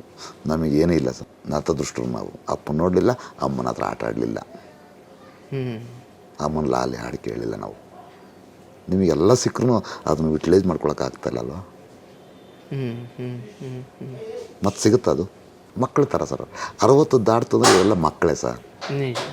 ದೇಹ ಸ್ವಲ್ಪ ದೈತ್ಯ ಇರದೆ ಅನ್ನೋದು ಬಿಟ್ಟರೆ ಮನಸ್ಸು ಎಲ್ಲ ಮಕ್ಕಳ ಥರ ಆಗ್ಬಿಡ್ತಾರೆ, ಎರಡನೇ ಮಕ್ಕಳು. Okay okay. ಯಪ್ಪ, ಇವರು ನಿಭಾಯಿಸಬೇಕಾದ್ರೆ ಭಾಳ ಕಷ್ಟ. ನೋಡಿ ಇವೆಲ್ಲ ಅವರು ನಿಮ್ಮ ಮೇಲೆ ಹೊಡಿ ಅಟ್ಯಾಕ್ ಮಾಡ್ತಾರೆ. ಯಾಕೆಂದರೆ ಮೆಂಟಲ್ ಇದಾಗಿರುತ್ತೆ. ನಿಮ್ಮ ಮನಸ್ಸಲ್ಲೇ ಆಗಲ್ಲ ಅನ್ನೋನು ನಿಮ್ಮ ಮನಸ್ಸವರೇ ತಂದುಬಿಟ್ಬಿಡ್ತಾರೆ ಇಲ್ಲಿಗೆ. ಆಗಲ್ಲ ಅಂದವರು ಆಲ್ಮೋಸ್ಟ್ ಎಲ್ಲ ಗೌರ್ಮೆಂಟ್ ಅವರು ತಂದುಬಿಡ ಸರ್. ಇದು ಆಲ್ಮೋಸ್ಟ್ 99% ಎಲ್ಲ ಅವರೇ ಇರೋದು. ಅದ್ಭುತ ಅದ್ಭುತ ಆಗಲಿ ಸರ್, ಬಹಳ ಅದ್ಭುತವಾದ ಮಾತು ಹೇಳಿದರೆ. ಬಟ್ ಅಂತಿಮವಾಗಿ ನನಗನ್ಸೋದು ಮನೆಯಲ್ಲೇ ನಮ್ಮ ಅಪ್ಪನ ಮನೆಯಲ್ಲೇ ಅಪ್ಪ ಅಮ್ಮನ ಮನೆಯಲ್ಲೇ ಇಟ್ಕೊಂಡಿದ್ದೀನಿ ಅನ್ನೋದು ಮಾತ್ರ ಸಾಲದು, ಪ್ರೀತಿಯಿಂದ ಇಟ್ಕೊಳ್ಳೋದು ಬೇಕು. ಒಂದು ಹೇಳ ಸರ್, ಎಲ್ಲವನಿಗೆ ಆ ಪುಣ್ಯ ಸಿಕ್ಕಿಲ್ಲ ಅಪ್ಪ ಅಮ್ಮನ ಮನೆ ಇಟ್ಕೊಳ್ಳೋದು. ಹಿರಿಯರು ಇರಬೇಕು ಸರ್ ಮನೇಲಿ, ಬಲವಂತಕ್ಕೆ ಇಟ್ಕೊಳ್ಳೋದು ಅಂತ ಅವಶ್ಯಕತೆ ಇಲ್ಲ ಸರ್. ನಾವು ಎಂಥ ಇರಿದ್ವಿ ಅಂದರೆ 5,000 ತಂದು ಕೊಟ್ಟು ನಾಯಿ ನಮ್ಮ ಬೆಡ್ರೂಮಲ್ಲಿರುತ್ತೆ ನಮ್ಮ ಅಪ್ಪ ಅಮ್ಮ. ಸರ್ ಒಂದು ವಿಡಿಯೋ ತೋರಿಸ್ತೀನಿ, ಇವತ್ತು ಬಂದಿರೋದು. ತನ್ನ ತಾಯಿನ ಕರ್ಕೋಗಿ ರಾತ್ರಿ 12 ಗಂಟೆ ಸಮಯದಲ್ಲಿ ಫುಟ್ಪಾತಲ್ಲಿ ಮಲಗಿಸಿದ್ದಾನೆ ಮಗ. ತಮ್ಮ ಮಾನವ ಹಕ್ಕುಗಳ ಆಯೋಗಕ್ಕೆ ಅದನ್ನು ಕಂಪ್ಲೇಂಟ್ ಮಾಡಿದ್ದೀನಿ. ಈ ಥರ ಇದೆ ಇವತ್ತು ಕಾಟಾಚಾರಕ್ಕೆ. ಅವ್ರ ಅಮ್ಮನ ಅದು ಬಾಗಿಲಲ್ಲಿ ಮಲಗಿಸಿದ್ದಾರೆ. ಓ, ನಿಮಗೆ ಹೆಂಗೆ ಗೊತ್ತಿದ್ದು?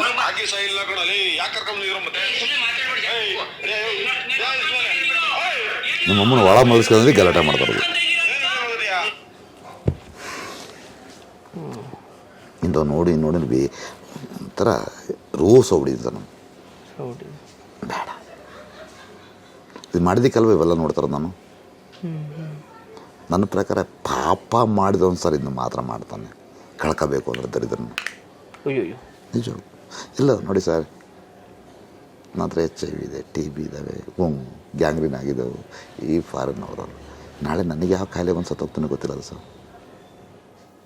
ನಿಮ್ಮ ಪ್ರಕಾರ ನಿಮ್ಮದು ಯಾವುದೋ ಒಂದು ಪಾಪದ ಎಸ್ ತೊಳ್ಕೊಂತ ಇದ್ದೀನಿ, ತೊಳೆಯುವಿಕೆ. ನಮ್ಮ ಗುರುಜಿ ಒಬ್ರು ಹೇಳ್ತಾರೆ, ನೀನು ಮತ್ತೆ ಮುಟ್ಟಲ್ಲ, ಎಲ್ಲ ಪಾಪ ಕರ್ಮ ಎಲ್ಲ ಕಳ್ಕೊ ಹೋಗ್ತದೆ ಅತ್ಲಾಗೆ ಎಲ್ಲ. ನಿನ್ನ ಲಾಸ್ಟ್ ಜನ್ಮ ಇದು. ಈ ಕರ್ಮ ಒಳ್ಳೇದು ಕೆಟ್ಟದ್ದು ಎಲ್ಲವೂ ಇಲ್ಲೇ ಇದ್ದಾವೆ. ಯಾರ್ಯಾರಿಗೆ ಸೇವೆ ಮಾಡ್ತಾ ಇದ್ದೀರಿ, ಏನೋ ಒಂದು ಕರ್ಮಶೇಷ ಇರುತ್ತೆ, ಅದನ್ನು ಹೌದು. ಕಳ್ಕೊಳ್ಳೋದು ಸುಮ್ಮನೆ ಎಲ್ಲ ಸರ್, ಅನ್ನ ಹಾಕುವ ಪುಣ್ಯ ಅನ್ನಪೂರ್ಣೇಶ್ವರಿ ಎಲ್ಲರಿಗೂ ಕೊಡಲ್ಲ. ಹೌದು ಹೌದು ಹೌದು. ಸ್ವಲ್ಪ ಜನ ನೋಡಿ ಮಾತ್ರ ಕೊಟ್ಟಿರ್ತಾರೆ. ಆ ಪುಣ್ಯ ನನಗೆ ಸಿಕ್ಕಿದೆಯಲ್ಲ, ಅದಕ್ಕೆ ಖುಷಿ ಪಡ್ಬೇಕು ನಾನು ಅಷ್ಟೇ. ಖುಷಿ ಪಡ ಅಷ್ಟೇ. ಎಷ್ಟೋ ಇದ್ದವರಿಗೆ ಆ ಶಕ್ತಿ ಇರಲ್ಲ ಸರ್ ಊಟಕ್ಕೆ. ನಿಜ ನಿಜ ನಿಜ ನಿಜ. ಇವತ್ತು ಎಲ್ಲರಿಗೂ ಇದೆ ಸರ್ ದುಡ್ಡು, ಆಗುತ್ತಾ ಪುಣ್ಯ? ಆ ಮನಸ್ಸು ಮಾಡಲಿಕ್ಕೆ ಸಾಧ್ಯ ಇಲ್ಲ. ಮಾಡಿದ್ರು ಬರಲ್ಲ ಅವ್ರ ಹತ್ರ ಜನ, ಬರಲ್ಲ. ನೋಡಿ, ಭಿಕ್ಷೆ ಹಾಕ್ಲಿಕ್ಕೆ ತಯಾರಿರೋದು ಅಷ್ಟೇ ದೊಡ್ಡತನ ಅಲ್ಲ, ಆ ಭಿಕ್ಷೆ ಹಾಕ್ಲಿಕ್ಕೆ ಯಾರೋ ಸಿಗಬೇಕಲ್ಲ. ಹೌದು. ಈಗ ದೊಡ್ಡ ದೊಡ್ಡ ಬಿಲ್ಡಿಂಗ್ ಕಟ್ಟಿದ್ರೆ ಅವ್ರ ಮನೆಗೆ ಯಾರು ಭಿಕ್ಷಕ್ಕೆ ಹೋಗೋದು ನೋಡಿದಿರಾ? ಹೋಗಲ್ಲ ಸರ್ ಅವನು. ಹೋಗಲ್ಲ. ಯಾಕಂದ್ರೆ ಅವನಿಗಿಂತ ದೊಡ್ಡ ಭಿಕ್ಷೆ ಅವನು, ಅವ್ನ ಮನೆಗೆ ಹೋದ್ರೆ ಏನು ಕೊಡಲ್ಲ ಅಂತ ಬಡ ಮನೆಗೆ ಹೋಗೋದು ಅವ್ನು ಭಿಕ್ಷಕ. ನೀವು ನೋಡಿಬೇಕಾರೆ ಥಿಂಕ್ ಮಾಡಿ, ಒಬ್ಬ ಭಿಕ್ಷಕ ರೋಡಲ್ಲಿ ಹೋಗ್ಬೇಕಾರೆ ದೊಡ್ಡ ಬಿಲ್ಡಿಂಗ್ ದೊಡ್ಡ ಗೇಟ್ ಹಾಕಿದ ಮನೆ ಹತ್ರ ಅವನು ಹೋಗೋದೇ ಇಲ್ಲ ಸರ್ ಅವನು. ಅವ್ನಿಗೆ ಗೊತ್ತು ಗೇಟೇ ತೆಗಿಯಲ್ಲ, ಮತ್ತೆ ಆಚೆಗೆ ಬರಲ್ಲ. ಆ ಬಡವನೇ. ಯಾಕೆಂದರೆ ಆ ಬಡವರ ಮನಸ್ಥಿತಿ ನನಗೆ ಸರ್, ಡೋನರ್ಗಳು ಇರೋದು ನಿಜವಾಗ್ಲೂ ಹೇಳ್ತೀನಿ ಕೂಲಿಕಾರರೇ ಸರ್. ನಿನ್ನೆ ಒಬ್ರು ಯಾರೋ ಒಂದು ಆಡಿಯೋ ರೆಕಾರ್ಡ್ ಹಾಕಿದ್ರಿ, ಕೂಲಿಕಾರ ಸರ್. ನಾನು ಸಾಹುಕಾರ ಕ್ಯಾಟ್ರಿಂಗ್ ಮಾಡ್ತೀನಿ, ಕೋಟ್ಯಾಧೀಶ್ವರ ಇವತ್ತು ಬಂದು ನಾನು ನನ್ನ ಮಗನ ಬರ್ತೀನಿ, ನಾನು ಗ್ರ್ಯಾಂಡಾಗಿ ಮಾಡ್ತೀನಿ ಅಂತ ಯಾರು ಬಂದು ಹೇಳಿಲ್ಲ ಸರ್. ಇಲ್ಲಿ ಕೆಲ್ಸಕ್ಕೆ ಹೋಗೋರು ತನ್ನ ಮಗು ಬರ್ತಡೇ ಮಾಡ್ಬೇಕಂತ ಆಸೆಲಿ ಬರ್ತಾರೆ ಸರ್. ಯಾಕೆಂದರೆ ಅವ್ರಿಗೆ ಗೊತ್ತು ಹಸಿವಿನ ಬೆಲೆ. ಅವ್ರು ಮಾತ್ರ ಊಟ ಕೊಡೋಕ್ಕೆ ಸಾಧ್ಯ ಇಲ್ಲಿ, ಅಂಥವ್ರಿಂದನೇ ನಡೀತಾರೆ ಸರ್ ಇದು. ಅದ್ಭುತ. ಇಲ್ಲ ಸರ್, ಥ್ಯಾಂಕ್ ಯು ಇಷ್ಟೊತ್ತು ಮಾತಾಡಿದ್ದಕ್ಕೆ. ವೀಕ್ಷಕರೇ, ಥ್ಯಾಂಕ್ ಯು ಕಾರ್ಯಕ್ರಮ ನೋಡಿದ್ದಕ್ಕೆ. ಸೊ ಈ ಒಟ್ಟಾರೆ ಸಂದರ್ಶನದ ಉದ್ದೇಶ ಈ ಮಹನೀಯರ ವಿಶೇಷತೆ ಬಗ್ಗೆ, ಅವರು ಇಷ್ಟೆಲ್ಲ ಮಾಡಿರೋದು, ಅವ್ರು ಎಷ್ಟು ಚೆನ್ನಾಗಿ ಹೇಳಿದ್ರು. ನಿಮ್ಮ ತಂದೆ ತಾಯಿಗಳನ್ನ ನಿಮ್ಮ ಮನೇಲೇ ನೋಡ್ಕೊಳ್ಳಿ, ಆಶ್ರಮ ಹೆಚ್ಚಾಗೋದು ಸಮಾಜದ ಉದ್ಧಾರದ ಸಂಕೇತ ಅಲ್ಲ ಅಂತ. ಹಾಗಾಗಿ ಈ ಸಂದರ್ಶನ ನೋಡಿ ನಿಮ್ಮ ಅಜ್ಜಿ ತಾತ ಅಪ್ಪ ಅಮ್ಮನ ಬಳಿ ಕುಳಿತು 1-2 ನಿಮಿಷ ಮಾತಾಡಿ ಅವರ ಬೆಲೆಯನ್ನು ಅರ್ಥ ಮಾಡ್ಕೊಳ್ಳೋಕೆ ನೀವು ಮನಸ್ಸು ಮಾಡಿದ್ರೆ ಅದು ಇಲ್ಲಿಂದ ಸಿಕ್ಕ ಸಾರ್ಥಕತೆ ಅಂತ ನಾನು ಭಾವಿಸ್ತಾ, ನಿಮ್ಮೆಲ್ಲರಿಗೂ ಶುಭವಾಗಲಿ, ಒಳ್ಳೆಯದಾಗಲಿ. Thank you.